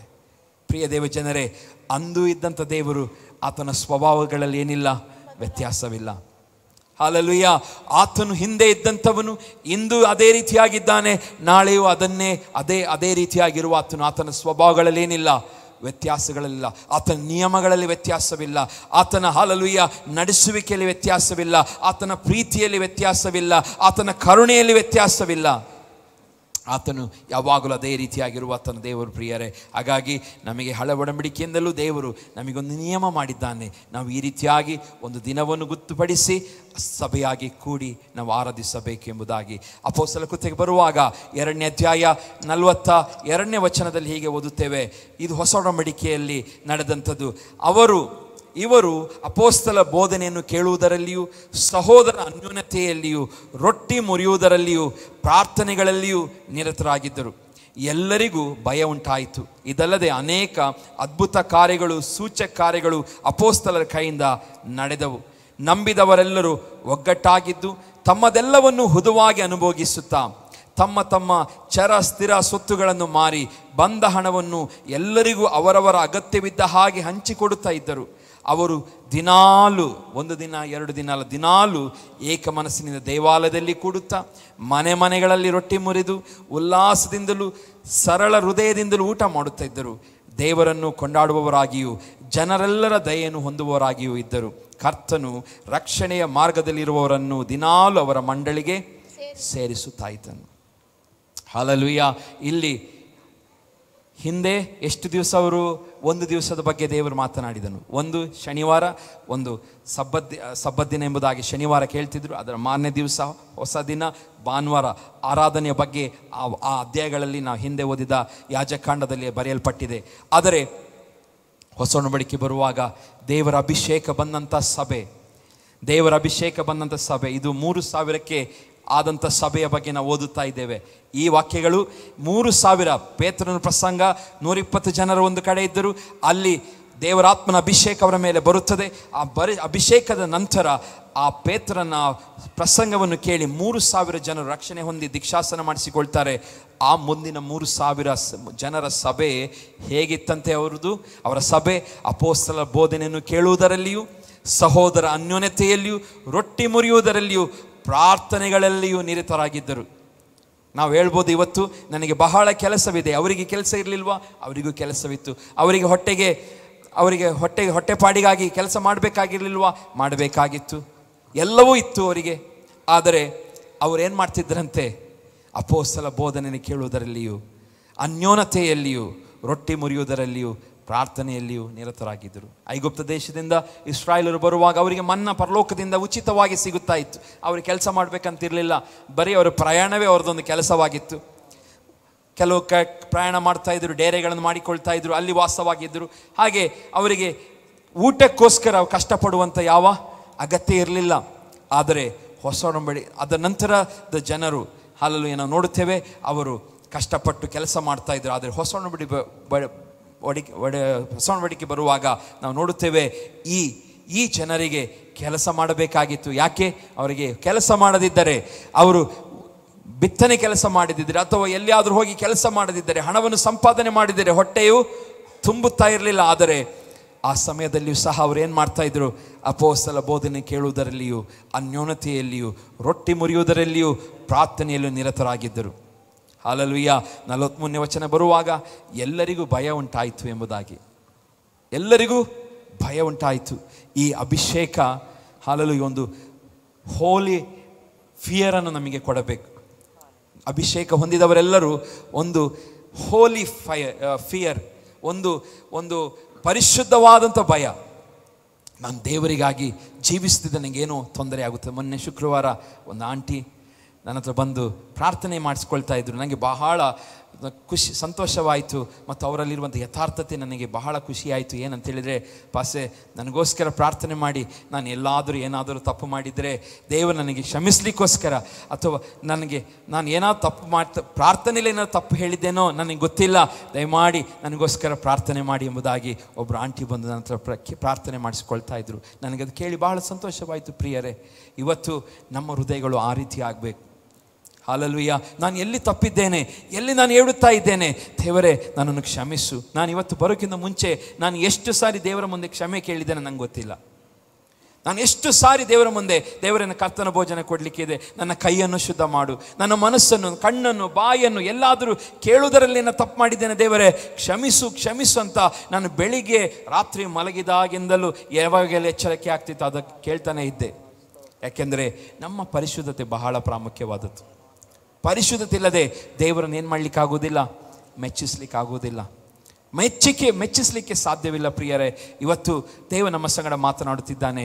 ಆಗಿನ ಕಾಲದ ಜನರು, ಅಭಿಷೇಕ ಹೊಂದಿದಂಥ ಜನರಿಗೆ ಒಂದು ಭಯವಿತ್ತು. ಎಲ್ಲರಿಗೂ ಭಯ ಉಂಟಾಯಿತು. ಇದಲ್ಲದೆ ಅನೇಕ ಅದ್ಭುತ ಕಾರ್ಯಗಳು, ಸೂಚ್ಯ ಕಾರ್ಯಗಳು ಅಪೊಸ್ತಲ ಕೈಯಿಂದ ನಡೆದವು. ನಂಬಿದವರೆಲ್ಲರೂ ಒಗ್ಗಟ್ಟಾಗಿದ್ದು ತಮ್ಮದೆಲ್ಲವನ್ನು ಹುದುವಾಗಿ ಅನುಭೋಗಿಸುತ್ತಾ ತಮ್ಮ ಚರ ಸ್ಥಿರ ಸೊತ್ತುಗಳನ್ನು ಮಾರಿ ಬಂದ ಹಣವನ್ನು ಎಲ್ಲರಿಗೂ ಅವರ ಅಗತ್ಯವಿದ್ದ ಹಾಗೆ ಹಂಚಿಕೊಡುತ್ತಾ ಇದ್ದರು. ಸಭೆ ಹಾಗೆ ಬೆಳೆಯಿತು. ಹಲ್ಲೆಲೂಯಾ. ಆ ಸಭೆಯಲ್ಲಿ ವಿಶೇಷತೆ ಏನಿತ್ತು? ಹಲ್ಲೆಲೂಯಾ, ಅವರಲ್ಲಿ ಒಂದು ಒಗ್ಗಟ್ಟಿತ್ತೆಂಬುದಾಗಿ. ನಂಬಿದವರೆಲ್ಲರೂ ಹೇಗಿದ್ದರು? ಒಗ್ಗಟ್ಟಾಗಿದ್ದರು. ಒಗ್ಗಟ್ಟಿತ್ತು, ಒಂದು ಯೂನಿಟಿ ಇತ್ತು. ಮತ್ತು ತಮ್ಮದೆಲ್ಲವನ್ನು ಹುದುವಾಗಿ ಅನುಭವಿಸುತ್ತಾ ತಮ್ಮ ಚರ ವಸತ್ತುಗಳನ್ನು ಮಾರಿ ಬಂದ ಹಣವನ್ನು ಎಲ್ಲರಿಗೂ ಅವರವರ ಅಗತ್ಯವಿದ್ದ ಹಾಗೆ ಹಂಚಿಕೊಡುತ್ತಾ ಇದ್ದರು. ಅವರು ದಿನಾಲು ಏಕ ಮನಸ್ಸಿನಿಂದ ದೇವಾಲಯದಲ್ಲಿ ಕೂಡುತ್ತಾ ಮನೆಗಳಲ್ಲಿ ರೊಟ್ಟಿ ಮುರಿದು ಉಲ್ಲಾಸದಿಂದಲೂ ಸರಳ ಹೃದಯದಿಂದಲೂ ಊಟ ಮಾಡುತ್ತಾ ಇದ್ದರು. ಹಲ್ಲೆಲೂಯಾ. ಇವತ್ತು ನಾವು ಆದಿ ಸಭೆಯಿಂದ ನಾವು ಕಲಿಯಬೇಕು. ಹಲ್ಲೆಲೂಯಾ. ಆದಿ ಸಭೆ ಆ ಸಭೆ ಆಗಬೇಕು. ನಾವು ಅಡ್ವಾನ್ಸ್ ಆಗಿರ್ಬೋದು, ಎಲ್ಲ ಸಭೆಗಳಿಗಿಂತ ನಾವು ಒಳ್ಳೆಯ ಎಲ್ಲ ನಮಗೆ ಇರಬಹುದು. ಆದರೆ ನಮ್ಮ ನಂಬಿಕೆ ವಿಷಯದಲ್ಲಿ ಮಾತ್ರ ನಾವು ಅಲ್ಲಿಗೆ ಹೋಗಬೇಕು. ಹಲ್ಲೆಲೂಯಾ. ಆದಿ ಸಭೆಯ ಭಕ್ತಿಗೆ ನಾವು ಹೋಗಬೇಕು. ಆದಿ ಸಭೆಯಲ್ಲಿದ್ದಂಥ ದೇವರ ಮೇಲಿದ್ದ ವೈರಾಗ್ಯಕ್ಕೆ ಹೋಗಬೇಕು. ಆದಿ ಸಭೆಯಲ್ಲಿ ಆಗುತ್ತಿದ್ದಂಥ ಅದ್ಭುತಗಳು ಆಗಬೇಕೆಂಬುದಾಗಿ ಪ್ರಾರ್ಥನೆ ಮಾಡಬೇಕು. ಯಾಕೆಂದರೆ ಇವತ್ತು ನಾವು ಸೈತಾನನು ನಮ್ಮನ್ನು ಹಾಲೆಲೂಯಾ ಬೇರೆ ಬೇರೆ ರೀತಿಯಲ್ಲಿ ಬ್ಯುಸಿಯಾಗಿಟ್ಟು ದೇವರ ಕಾರ್ಯಗಳು ಆಗದ ಹಾಗೆ, ಇವತ್ತು ದೇವರ ಕಾರ್ಯಗಳು ಆಗುತ್ತಾ ಹೋದರೆ ಈ ಸ್ಥಳದಲ್ಲಿ ನಾನು ಹೇಳ್ತೇನೆ, ಈ ಸ್ಥಳವು ಜನರಿಗೆ ಹಾಲೆಲೂಯಾ ಒಂದು ಎಲ್ಲ ಕಡೆ ಇದೇನಾಗ್ತದೆ, ಪ್ರಚುರವಾಗುತ್ತದೆ. ಆಗಿನ ಸಭೆ ಬಹಳ ಫೇಮಸ್ ಆಗಿತ್ತು. ಯಾಕೆ ಫೇಮಸ್ ಆಗಿತ್ತು? ಅಲ್ಲಿ ಹೋದರೆ ಅದ್ಭುತಗಳು ನಡೆಯುತ್ತದೆ, ಅಲ್ಲಿ ಹೋದರೆ ದೇವರು ಬಿಡುಗಡೆಯನ್ನು ಕೊಡುತ್ತಾನೆ, ಅಲ್ಲಿ ಹೋದರೆ ದೇವರು ಮುಟ್ಟುತ್ತಾನೆ. ಎಲ್ಲಿ ಅವರು ಯಾಕೆ ಅವರಲ್ಲಿ ಒಗ್ಗಟ್ಟಿತ್ತು, ಏಕ ಮನಸ್ಸಿತ್ತು. ಒಗ್ಗಟ್ಟಿನಿಂದ ಏಕ ಮನಸ್ಸಿನಿಂದ ದೇವಾಲಯಗಳಲ್ಲಿ ಮನೆಗಳಲ್ಲಿ ಕೂಡುತ್ತಾ ರೊಟ್ಟಿಯನ್ನು ಮುರಿದು ಉಲ್ಲಾಸದಿಂದ ಸರಳ ಹೃದಯದಿಂದಲೂ, ನನಗೆ ಈ ವರ್ಡ್ ಬಹಳ ಖುಷಿ ಆಯಿತು, ಸರಳ ಹೃದಯದಿಂದಲಿದ್ದರು ಎಂಬುದಾಗಿ. ಹಾಲೆಲೂಯಾ. ಸರಳ ಹೃದಯದಿಂದ ಊಟ ಮಾಡುತ್ತಾ ಇದ್ದರು, ದೇವರನ್ನು ಕೊಂಡಾಡುವವರಾಗಿಯೂ ಜನರೆಲ್ಲರ ದಯೆಯನ್ನು ಹೊಂದುವವರಾಗಿಯೂ ಇದ್ದರು. ದೇವರು ಹಾಗೆ ಇರುವಾಗ ಜನರ ದಯೆಗೂ ನಮ್ಮನ್ನು ದೇವರನ್ನು ಮಾಡ್ತಾನೆ, ಪಾತ್ರನ ಮಾಡ್ತಾನೆ. ಹಾಲೆಲೂಯಾ. ಆದಿ ಸಭೆಯ ಹಾಲೆಲೂಯಾ ಅನುಭವಕ್ಕೆ ನಾವು ಬರುವಾಗ ದೇವರು ನಮ್ಮ ಮೇಲೆ ದಯೆಯನ್ನು ಉಂಟು ಮಾಡುತ್ತಾನೆ. ನೀವಿರುವಂಥ ನಿಮ್ಮ ಮನೆ ಅಕ್ಕಪಕ್ಕದಲ್ಲಿ ದೇವರ ದಯೆ ಉಂಟು ಮಾಡುತ್ತಾನೆ. ನಿಮಗೆ ವಿಶೇಷವಾದ ದೇವರ ಫೇವರ್ಗಳು ಉಂಟಾಗುತ್ತದೆ ಪ್ರಿಯರೇ, ಯಾವಾಗ ನಾವು ಹಾಲೆಲೂಯಾ ದೇವರೊಂದಿಗೆ ನಾವಿರುವಾಗ. ಆಗಿನ ಸಭೆ ದಿನಾಲು ಮನೆಗಳಲ್ಲಿ ಮತ್ತು ಎಲ್ಲಿ ದೇವಾಲಯದಲ್ಲಿ ಕೂಡುತ್ತಾ ಇದ್ದರಂತೆ. ಹಳೆ ಒಡಂಬಡಿಕೆಯಲ್ಲಿ ಕೆಲವು ದಿನಗಳು, ವರ್ಷಕ್ಕೊಂದು ಸಾರಿ ಪಾಪ ಕ್ಷಮಕ್ಕೋಸ್ಕರ ಅವರು ದೇವದರ್ಶನ ಕೂಡ ಬರಬೇಕಿತ್ತು. ಆದರೆ ಹೊಸ ಬರುವಾಗ ದೇವರಾತ್ಮನ ಅಭಿಷೇಕ ಅವರು ಕಂಪ್ಲೀಟ್ ಆಗಿ ಎಲ್ಲ ನಿಯಮಗಳನ್ನು ಬದಲಾಯಿಸಿತ್ತು. ಅವರು ದಿನಾಲು ಅವರು ಪ್ರಾರ್ಥನೆ ಮಾಡುತ್ತಾ ಇರುವವರಾಗಿದ್ದರು, ಒಟ್ಟಾಗಿ ಸೇರುವವರಾಗಿದ್ದರು, ಪ್ರಾರ್ಥನೆ ಮಾಡುವವರಾಗಿದ್ದರು.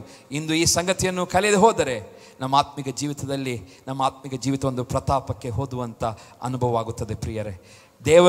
ದೇವರ ಬಗ್ಗೆ ನಮಗಿರುವ ಆಸಕ್ತಿ ಸಂಪೂರ್ಣವಾಗಿ ಕಳೆದುಕೊಳ್ಳುತ್ತೇವೆ. ನಮ್ಮನ್ನು ಲೋಕದವರು ನಮ್ಮಲ್ಲಿ ವ್ಯತ್ಯಾಸವನ್ನು ಕಾಣದಂಥ ಪರಿಸ್ಥಿತಿ ಉಂಟಾಗುತ್ತದೆ. ನಾವು ಅವರಂತೆ ಕಾಣುವವರಾಗುತ್ತೇವೆ. ಅವರು ಹೇಗಿದ್ದಾರೋ ಅದೇ ರೀತಿ ನಮ್ಮಲ್ಲೇನು ವ್ಯತ್ಯಾಸವಿರುವುದಿಲ್ಲ. ನಾವು ಈ ಲೋಕದಲ್ಲಿದ್ದರೂ ಲೋಕದವರಲ್ಲ ಎಂಬುದಾಗಿ ಸ್ವಾಮಿ ಹೇಳ್ತಾನೆ. ಆ ಮಾತಿಗೆ ನಾವೇನಾಗಿರಬೇಕು? ಬದ್ಧರಾಗಿರಬೇಕು. ಹಾಲೆಲೂಯಾ. ಸ್ವಾಮಿ ಹೇಳ್ತಾನೆ, ನಾವು ಈ ಲೋಕದಲ್ಲಿದ್ದರೂ ನಾನು ಲೋಕದವನಲ್ಲ. ನಾವು ಇಲ್ಲಿರುವಂಥವರು, ನಾವು ಈ ಲೋಕದಲ್ಲಿದ್ದರೂ ನಾವು ಈ ಲೋಕಕ್ಕೆ ಸಂಬಂಧಪಟ್ಟವರು ಅಲ್ಲ. ನಾವು ಪರಲೋಕ ಸಂಸ್ಥಾನಕ್ಕೆ ಸಂಬಂಧಪಟ್ಟವರು.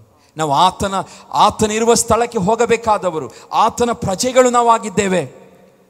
ಈ ಲೋಕದಲ್ಲಿ ನಾವು ಈ ಸರ್ಕಾರಕ್ಕೆ ಸರಿಯಾಗಿ ನಡೆದುಕೊಳ್ಳಬೇಕು, ಪ್ರಾಮಾಣಿಕವಾಗಿ ಜೀವಿಸಬೇಕು. ಯೇಸು ಸ್ವಾಮಿ ನಮ್ಮಲ್ಲಿದ್ದಾಗ ಆಟೋಮೆಟಿಕ್ ಆಗಿ ಈ ಎಲ್ಲ ಗುಣಗಳು ಆಟೋಮೆಟಿಕ್ ಆಗಿ ಬರುತ್ತದೆ. ಹಾಲೆಲೂಯಾ. ಯೇಸು ಸ್ವಾಮಿ ನಮ್ಮಲ್ಲಿರುವಾಗ ಆಟೋಮೆಟಿಕ್ ಆಗಿ ನಾವೆಲ್ಲವನ್ನು ನಾವು ಪಾಲಿಸುತ್ತೇವೆ. ಇಲ್ಲಿಯೂ ಒಳ್ಳೆಯದಾಗಿರ್ತೇವೆ, ಪರಲೋಕಕ್ಕೂ ನಮಗೆ ಹಾಲೆಲೂಯಾ ಅಲ್ಲಿಯೂ ನಮಗೆ ಸ್ಥಳ ಸಿಗುವಂಥದ್ದಾಗಿದೆ. ಆದಿ ಸಭೆಯು ದೇವರ ವಾಕ್ಯದಿಂದ ಜೀವಿಸುತ್ತಾ ಇತ್ತು. ಸಭೆಯಲ್ಲಿ ಅನ್ಯೋನ್ಯತೆ ಇತ್ತು. ರೊಟ್ಟಿ ಮುರಿಯುವುದರಲ್ಲಿ ನಿರತರಾಗಿದ್ದರು, ಪ್ರಾರ್ಥನೆಯಲ್ಲಿ ನಿರತರಾಗಿದ್ದರು. ಸಭೆಯು ಎಲ್ಲರೂ ಉತ್ತೇಜವನ್ನು ತರುವಂಥವರಾಗಿದ್ದರು ಮತ್ತು ಸಭೆ ವಾಕ್ಯವನ್ನು ಪಾಲಿಸುತ್ತಾ ಇತ್ತು. ಧಾರಾಳವಾಗಿ ಕೊಡುವಂಥ ಸಭೆಯಾಗಿತ್ತು. ಸುವಾರ್ತೆಯನ್ನು ಸಾರುವ ಸಭೆಯಾಗಿತ್ತು. ಸಂತೋಷದಿಂದ ತುಂಬಿದ ಸಭೆಯಾಗಿತ್ತು. ಆರಾಧನೆ ಮಾಡುವಂಥ ಸಭೆಯಾಗಿತ್ತು. ಸಭೆಯು ಹೆಸರುವಾಸಿಯಾಗಿತ್ತು. ಆ ದಿನಗಳಲ್ಲಿ ಸಭೆ ಏನಾಗಿತ್ತು? ಫೇಮಸ್ ಆಗಿತ್ತು. ಅದರೊಂದಿಗೆ ಸಭೆಯು ಏನಾಗ್ತಾ ಇತ್ತು? ಬೆಳೆಯುತ್ತಾ ಇತ್ತು. ಮಂಡಳಿಗೆ ಜನರು ಸೇರುತ್ತಾ ಇತ್ತು. ರಕ್ಷಣೆ ಹೊಂದಿ ಜನರು ಆ ಮಂಡಳಿಗೆ ಸೇರುತ್ತಾ ಇದ್ದರು ಪ್ರಿಯರೇ. ಸಭೆಯು ಹಾಲೆಲೂಯಾ ನಮ್ಮದಾಗಿರ್ಬೇಕು. ನಾವು ಯೇಸು ಸ್ವಾಮಿಯ ಬರಣವನ್ನು ಎದ್ದು ನೋಡುತ್ತಿರುವಂಥ ಭಕ್ತರು ಇನ್ನೂ ಸಭೆಯಾಗಿ ಸೇರಿ ಒಳ್ಳೆಯದಾಗಿ ಆದಿ ಸಭೆಯಾಗಿ ನಾವು ಬಾಳಬೇಕು. ಹಾಲೆಲೂಯಾ. ಆದಿ ಸಭೆಯ ಆ ಕ್ವಾಲಿಟಿಗಳು ನಮ್ಮಲ್ಲಿರಬೇಕೆಂಬುದಾಗಿ ದೇವರು ಬಯಸ್ತಾನೆ. ಇವತ್ತು ಸಭೆಯಾಗಿ ನಾವು ಕೂಡಬೇಕೆಂಬುದಾಗಿರುತ್ತೆ. ಆದರೆ ಎಷ್ಟೋ ಸಾರಿ ನಾವು ಕೂಡುತ್ತೇವೆ ಯಾವುದಕ್ಕೋಸ್ಕರ? ಇನ್ನೊಬ್ಬರನ್ನು ಸಿಲುಕಿಸಲು ಅಥವಾ ಇನ್ನೊಬ್ಬರನ್ನು ಯಾವುದೇದೋ ಕೆಟ್ಟ ವಿಷಯಗಳನ್ನು ನಾವು ಮಾತನಾಡಿ ನಾವು ಕೂಡುತ್ತೇವೆ. ಅದರಲ್ಲಿ ಬಹಳ ಇಂಟ್ರೆಸ್ಟು. ನಾವು ಒಟ್ಟಾಗಿ ಸೇರಿದರೆ ನಾವು ಇನ್ನೊಬ್ಬರನ್ನು ಸಿಕ್ಕಿಸಿ ಹಾಕೋದಕ್ಕೋಸ್ಕರ ನಾವು ಕೆಲವು ಸಾರಿ ಕೂಡುವವರಾಗಿದ್ದೇವೆ. ಆದರೆ ಯೇಸು ಸ್ವಾಮಿಯನ್ನು ಅದೇ ರೀತಿಯಾಗಿ ಒಂದು ಸಮಯದಲ್ಲಿ ಮಾಡಿದರು. ಮತ್ತಾಯನ ಬರೆದ ಸುವಾರ್ತೆ 22ನೇ ಅಧ್ಯಾಯ 15ನೇ ವಚನದಲ್ಲಿ ಓದುತ್ತೇವೆ. ಮತ್ತಾಯ 22:15 ಯಾರಾದರೂ ಒಬ್ರು ದಯಮಾಡಿ ಓದಿ. ಹಾಗೆ ಫರಿಸಾಯರು ಹೊರಟು ಆತನನ್ನು ಮಾತಿನಲ್ಲಿ ಹೇಗೆ ಸಿಕ್ಕಿಸುವ ಎಂದು ಕೂಡಿ ಆಲೋಚಿಸಿಕೊಂಡು ಆತನ ಬಳಿಗೆ ತಮ್ಮ ಶಿಷ್ಯರನ್ನು ಹೆರೋದಿಯರ ಕೂಡ ಕಳುಹಿಸಿದರು. ಮತ್ತೆ ಇವರು ಬಂದು, ಗುರುವೇ, ನೀನು ಸತ್ಯವಂತನು, ದೇವರ ಮಾರ್ಗವನ್ನು ಸತ್ಯವಾಗಿ ಬೋಧಿಸುವವನು, ಯಾರಿಗೂ ಹೆದರದವನು, ನೀನು ಜನರ ಮುಖದಿಚ್ಛೆಗೆ ಮಾತನಾಡುವವನಲ್ಲ ಎಂದು ಬಲ್ಲೆವು. ಹೀಗಿರಲಾಗಿ ಕೈಸರನಿಗೆ ತೆರಿಗೆ ಕೊಡುವುದು ಸರಿಯೋ ಸರಿಯಲ್ಲವೋ ನಿನಗೆ ಹೇಗೆ ತೋರುತ್ತದೆ, ನಮಗೆ ಹೇಳು ಅಂದರು. ಯೇಸು ಅವರ ಕೆಡುಕನ್ನು ಅರಿತುಕೊಂಡವನಾಗಿ, ಕಪಟಿಗಳೇ, ನನ್ನನ್ನು ಯಾಕೆ ಪರೀಕ್ಷಿಸುತ್ತೀರಿ? ತೆರಿಗೆ ಕೊಡುವ ಹಣವನ್ನು ನನಗೆ ತೋರಿಸಿರಿ ಅನ್ನಲು ಅವರು ಆತನಿಗೆ ಒಂದು ಹಣವನ್ನು ತಂದುಕೊಟ್ಟರು. ಆತನು, ಈ ತಲೆಯೂ ಈ ಮುದ್ರೆಯೂ ಯಾರದ್ದು ಎಂದು ಕೇಳಿದ್ದಕ್ಕೆ ಅವರು, ಕೈಸರನದು ಅಂದರು. ಆಗ ಆತನು ಅವರಿಗೆ, ಹಾಗಾದರೆ ಕೈಸರನದ್ದನ್ನು ಕೈಸರನಿಗೆ ಕೊಡಿರಿ, ದೇವರದ್ದನ್ನು ದೇವರಿಗೆ ಕೊಡಿರಿ ಎಂದು ಹೇಳಿದನು. ಅವರು ಈ ಮಾತನ್ನು ಕೇಳಿ ಆಶ್ಚರ್ಯಪಟ್ಟು ಆತನನ್ನು ಬಿಟ್ಟು ಹೋದರು. ಹಲ್ಲೆಲೂಯಾ. ಇಲ್ಲಿ ಒಂದು ರೀತಿಯ ಜನರಿದ್ದಾರೆ, ಯಾರವರು? ಫರಿಸಾಯರು. ಅವರು ಏನು ಮಾಡ್ತಾರೆ ಅಂದರೆ, ಯೇಸು ಸ್ವಾಮಿಯನ್ನು ಮಾತಿನಲ್ಲಿ ಸಿಕ್ಕಿಸಬೇಕೆಂಬುದಾಗಿ ಅವರು ಬರುತ್ತಾರೆ. ಮಾತಿನಲ್ಲಿ ಸಿಕ್ಕಿಸಬೇಕೆಂಬುದಾಗಿ ಅವರು ಒಬ್ಬರಿಬ್ಬರಲ್ಲ, ಅವ್ರದ್ದೊಂದು ದೊಡ್ಡ ಸಮೂಹ. ಅವರೆಲ್ಲ ಧರ್ಮಶಾಸ್ತ್ರವನ್ನು ಬಹಳ ಕಲಿತು ಅರ್ಥ ಮಾಡಿಕೊಂಡಂಥ ಪಂಡಿತರವರು. ಅವರಿಗೆ ದೇವರ ಬಗ್ಗೆ, ದೇವರ ವಾಕ್ಯ ಬಗ್ಗೆ ಸಂಪೂರ್ಣವಾಗಿ ನಾಲೆಜ್ ಇತ್ತು. ಆ ನಾಲೆಜ್ ಇದ್ದಂಥ ವ್ಯಕ್ತಿಗಳು ಬರ್ತಾರೆ. ಏನಂತ, ಹೇಗೆ ಬರ್ತಾರೆ? ಅವರು ಯೇಸು ಸ್ವಾಮಿ ಹತ್ರ ಒಂದು ನಾಣ್ಯವನ್ನು ಹಿಡಿದುಕೊಂಡು ಅವರು ಬರ್ತಾರೆ. ನಾಣ್ಯವನ್ನು ಹಿಡಿದುಕೊಂಡು ಬರ್ತಾರೆ ಯೇಸು ಸ್ವಾಮಿಯನ್ನು ಪರೀಕ್ಷಿಸಲು. ಯೇಸು ಸ್ವಾಮಿ ಏನು ಹೇಳ್ಬೋದು ಇದರ ಬಗ್ಗೆ ಎಂಬುದಾಗಿ. ಆದರೆ ಯೇಸು ಸ್ವಾಮಿ ಹೇಳುವಂಥ ಆ ಮಾತುಗಳನ್ನು ಕೇಳಿ ಅವರು ಆಶ್ಚರ್ಯಪಟ್ಟು ಏನು ಮಾಡ್ತಾರಂತೆ, ಅವರು ಯೇಸು ಸ್ವಾಮಿಯನ್ನು ಬಿಟ್ಟು ಹೋಗ್ತಾರೆ. ಇವತ್ತು ಎಷ್ಟೋ ಸಾರಿ ನಾವು ಫರಿಸಾಯರು, ಸದ್ದುಕಾಯರು ಈ ರೀತಿಯಾದಂಥ ಗುಣವನ್ನು ಹೊಂದಿದವರಾಗಿರ್ತೇವೆ. ನಾವು ಕೂಡುತ್ತೇವೆ, ಯಾಕೆ? ತಪ್ಪನ್ನು ಹುಡುಕುವುದಕ್ಕೋಸ್ಕರ. ಸಭೆಯಾಗಿ ಕೂಡುವಂಥದ್ದು ಅದೊಂದು ಬೇರೆ, ಇನ್ನೊಂದು ಕೂಡುತ್ತಾ ಇದ್ದೇವೆ ಯಾವುದಕ್ಕೋಸ್ಕರ? ತಪ್ಪನ್ನು ಹುಡುಕುವುದಕ್ಕೋಸ್ಕರ. ಹಾಲೆಲೂಯ. ಅಂಥ ಸನ್ನಿವೇಶಗಳು ನಮ್ಮ ಯಾವತ್ತೂ ಬರಬಾರ್ದು. Hallelujah, hallelujah. ಸಭೆಯಾಗಿ ನಾವು ಇತರರ ತಪ್ಪನ್ನು ಹುಡುಕುವುದಕ್ಕೋಸ್ಕರ ನಾವೇನು ಮಾಡಬಾರ್ದು? ಕೂಡಿಕೊಳ್ಳಬಾರದು. ಹಾಲೆಲೂಯ, ಕೂಡಿಕೊಳ್ಳಬಾರದು. ಇಲ್ಲಿ ಯೇಸು ಸ್ವಾಮಿಯ ತಪ್ಪನ್ನು ಹುಡುಕುವುದಕ್ಕೋಸ್ಕರ ಇಲ್ಲಿ ಏನು ಮಾಡ್ತಾ ಇದ್ದಾರೆ? ಅವರು ಕಾಯ್ತಿದ್ದಾರೆ. ಎಲ್ಲಿ ಇವನು ಸಿಕ್ಕಿದರೆ ಸಾಕು, ಇವನನ್ನು ಏನು ಮಾಡೋಣ? ತಪ್ಪು ಸಿಕ್ಕಿದರೆ ಡೈರೆಕ್ಟಾಗಿ ಅವನನ್ನು ಅಲ್ಲಿ ಪಿಲಾತನ ಬಳಿಗೆ ಹೋಗಿ ಹೇಳಿ, ಅಧಿಕಾರಿ ಬಳಿಗೆ ಹೋಗಿ ಹೇಳಿ, ಇವನನ್ನು ಹೇಗಾದರೂ ಮಾಡಿ ಮುಗಿಸೋಣ, ಸಾಯಿಸೋಣ ಎಂಬ ಪ್ಲ್ಯಾನ್ ಅವರದಿತ್ತು. ಆದರೆ ಯೇಸು ಸ್ವಾಮಿ ದೇವರಾತ್ಮನಿಂದ ನಡೆಸಲ್ಪಡುತ್ತಾ ಇದ್ದನು. ಹಾಲೆಲೂಯ, ಅವರ ಮಾತಿಗೆ ಆತನೇನಾಗಲಿಲ್ಲ, ಸಿಕ್ಕಿ ಹಾಕಿಕೊಳ್ಳಲಿಲ್ಲ. ದೇವರು ಅವನನ್ನು ತಪ್ಪಿಸಿದನು. ಇವತ್ತು ಪ್ರಿಯ ದೇವ ಜನರೇ, ಇವತ್ತು ನಾವು ಏನಾದರೂ ವಿಷಯಗಳಿದ್ದರೆ ನಾವು ಯಾವುದನ್ನು ಮಾಡೋಣ? ನಾವು ಅವನನ್ನು ಸಿಲುಕಿಸೋದಕ್ಕೋಸ್ಕರ ನಾವು ಕೂಡುವುದು ಬೇಡ. ನಾವು ಯಾವುದಕ್ಕೆ ಸಮಾಧಾನ ಪಡಿಸೋದಕ್ಕೋಸ್ಕರ, ಅವರನ್ನು ಎಂಕರೇಜ್ ಮಾಡುವುದಕ್ಕೋಸ್ಕರ ನಾವು ಪೌಲನ ಬಗ್ಗೆ ನೋಡುತ್ತೇವೆ. ಸಭೆಯು ಅನ್ಯೋನ್ಯತೆಯಲ್ಲಿರಬೇಕು. ಸಭೆಯು ಒಬ್ಬರನ್ನೊಬ್ಬರನ್ನು ಏನು ಮಾಡಬೇಕು? ಎಚ್ಚರಿಸಬೇಕು. ಸಭೆಯು ಒಬ್ಬರನ್ನು ಕ್ಷಮಿಸಿ ಅವರನ್ನು ತಿದ್ದಬೇಕೆಂಬುದಾಗಿ ಹೇಳುತ್ತದೆ. ಬಿಟ್ಟರೆ ಅವರು ತಪ್ಪು ಮಾಡುತ್ತಿದ್ದಾರೆ, ಆ ತಪ್ಪನ್ನು ನಾವೇನು ಮಾಡೋದು? ಕೂಡಿ ಅದನ್ನು ಮ್ಯಾಗ್ನಿಫೈ ಮಾಡುವಂಥದ್ದಲ್ಲ, ದೊಡ್ಡದಾಗಿ ಮಾಡುವಂಥದ್ದಲ್ಲ. ಅದರ ಬದಲಾಗಿ, ಹಾಲೆಲೂಯ, ಅದರ ಬದಲಾಗಿ ಸರಿಯಾಗಿ ನಾವು ಏನು ಮಾಡಬೇಕು? ನಿರ್ಧಾರಗಳನ್ನು ತೆಗೆದುಕೊಳ್ಳಬೇಕು. ಮತ್ತು ಕೆಲವೊಂದು ಸಾರಿ ನಾವು ಸಭೆಯಾಗಿ ಕೂಡುತ್ತೇವೆ, ಕೆಲವೊಂದು ಸಾರಿ ಕೂಡಿಕೊಳ್ಳುತ್ತೇವೆ. ಯಾಕೆ? ಮುಖ್ಯವಲ್ಲದ ವಿಷಯಗಳಿಗೆ. ಏನು ಆ ಕಾರಣವೇ ಇರೋದಿಲ್ಲ, ಯಾವ ರೀಸನ್ನೇ ಇರೋದಿಲ್ಲ. ಆ ರೀಸನ್ಗಳಿಗೆ ನಾವೇನು ಮಾಡ್ತೇವೆ? ಕೂಡಿಕೊಳ್ಳುತ್ತೇವೆ. ಅಪೊಸ್ತಲ ಕೃತ್ಯಗಳ 15ನೇ ಅಧ್ಯಾಯದಲ್ಲಿ ಅದೇ ರೀತಿಯಾದ ಒಂದು ಇನ್ಸಿಡೆಂಟ್ ನಾವು ನೋಡುತ್ತೇವೆ. 4ನೇ ವಚನದಲ್ಲಿ ಅವರು ಯೆರೂಸಲೇಮಿಗೆ ಬಂದ ಮೇಲೆ ಸಭೆಯವರು, ಅಪೊಸ್ತಲರು, ಸಭೆಯ ಹಿರಿಯರು ಅವರನ್ನು ಸೇರಿಕೊಂಡಾಗ ದೇವರು ತಮ್ಮೊಂದಿಗಿದ್ದು ಮಾಡಿದ ಕಾರ್ಯಗಳನ್ನೆಲ್ಲ ಅವರಿಗೆ ತಿಳಿಸಿದರು. ಆದರೆ ಫರಿಸಾಯ ಮತದವರಲ್ಲಿ ಯೇಸುವನ್ನು ನಂಬಿದ ಕೆಲವರು ಎದ್ದು ದೇವರ ಕಡೆಗೆ ತಿರುಗಿಕೊಂಡಿರುವ ಅನ್ಯರಿಗೆ ಸುನ್ನತಿ ಮಾಡಿಸಬೇಕು ಮತ್ತು ಮೋಶೆಯ ಧರ್ಮಶಾಸ್ತ್ರವನ್ನು ಕೈಕೊಂಡು ನಡೆಯುವುದಕ್ಕೆ ಅವರಿಗೆ ಅಪ್ಪಣೆ ಕೊಡಬೇಕೆಂದು ಹೇಳಿದರು. ಅಪೊಸ್ತಲರು, ಸಭೆ ಹಿರಿಯರು ಈ ವಿಷಯವನ್ನು ಕುರಿತು ಆಲೋಚಿಸುವುದಕ್ಕೆ ಕೂಡಿ ಬಂದಿರುವಾಗ ಬಹು ವಿವಾದ ನಡೆದ ಮೇಲೆ ಪೇತ್ರನು ಎದ್ದು ಅವರಿಗೆ ಕೆಲವು ಬುದ್ಧಿ ಮಾತುಗಳನ್ನು ಹೇಳುವುದನ್ನು ನಾವು ಮುಂದಿನ ವಚನಗಳಲ್ಲಿ ಓದ್ತೇವೆ. ಇಲ್ಲಿ ನಾವು ನೋಡುವಂಥ ಸಂಗತಿ, ಇಲ್ಲಿ ಒಂದು ಕಡೆ ಅಪೊಸ್ತಲರ ಸಭೆ ಏನಾಗ್ತದೆ, ಹಿರಿಯರು ಅವರೊಂದು ಸೇರಿಕೊಂಡು ಏನು ಮಾಡ್ತಾ ಇದ್ದಾರೆ? ದೇವರು ಮಾಡಿದ ಕಾರ್ಯಗಳನ್ನು ಏನು ಮಾಡ್ತಾ ಇದ್ದಾರೆ? ಅವರು ಸಾಕ್ಷಿ ಹೇಳ್ತಾ ಇದ್ದಾರೆ. ಸಾಕ್ಷಿ ಹೇಳುವಂಥ ಸಮಯದಲ್ಲಿ ಕೆಲವರು ಬರ್ತಾರೆ, ಅವರು ಫರಿಸಾಯರೆಂಬುದಾಗಿ ಬರೆಯಲ್ಪಟ್ಟಿದೆ. ಫರಿಸಾಯದ ಮತದಲ್ಲಿದ್ದವರು ಯೇಸುವನ್ನು ನಂಬಿದ ಕೆಲವರು ಎದ್ದು ಅವ್ರು ಹೇಳ್ತಾರೆ, ಈಗ ಹಿಂದಿನ ಕಾಲದಲ್ಲೆಲ್ಲ ಏನು ಹೇಳ್ತಾರೆ, ಸುನ್ನತಿಯ ಒಂದು ಪದ್ಧತಿ ಇತ್ತು, ಸುನ್ನತಿ ಮಾಡಿಸಿಕೊಳ್ಳುವಂಥ ಪದ್ಧತಿ.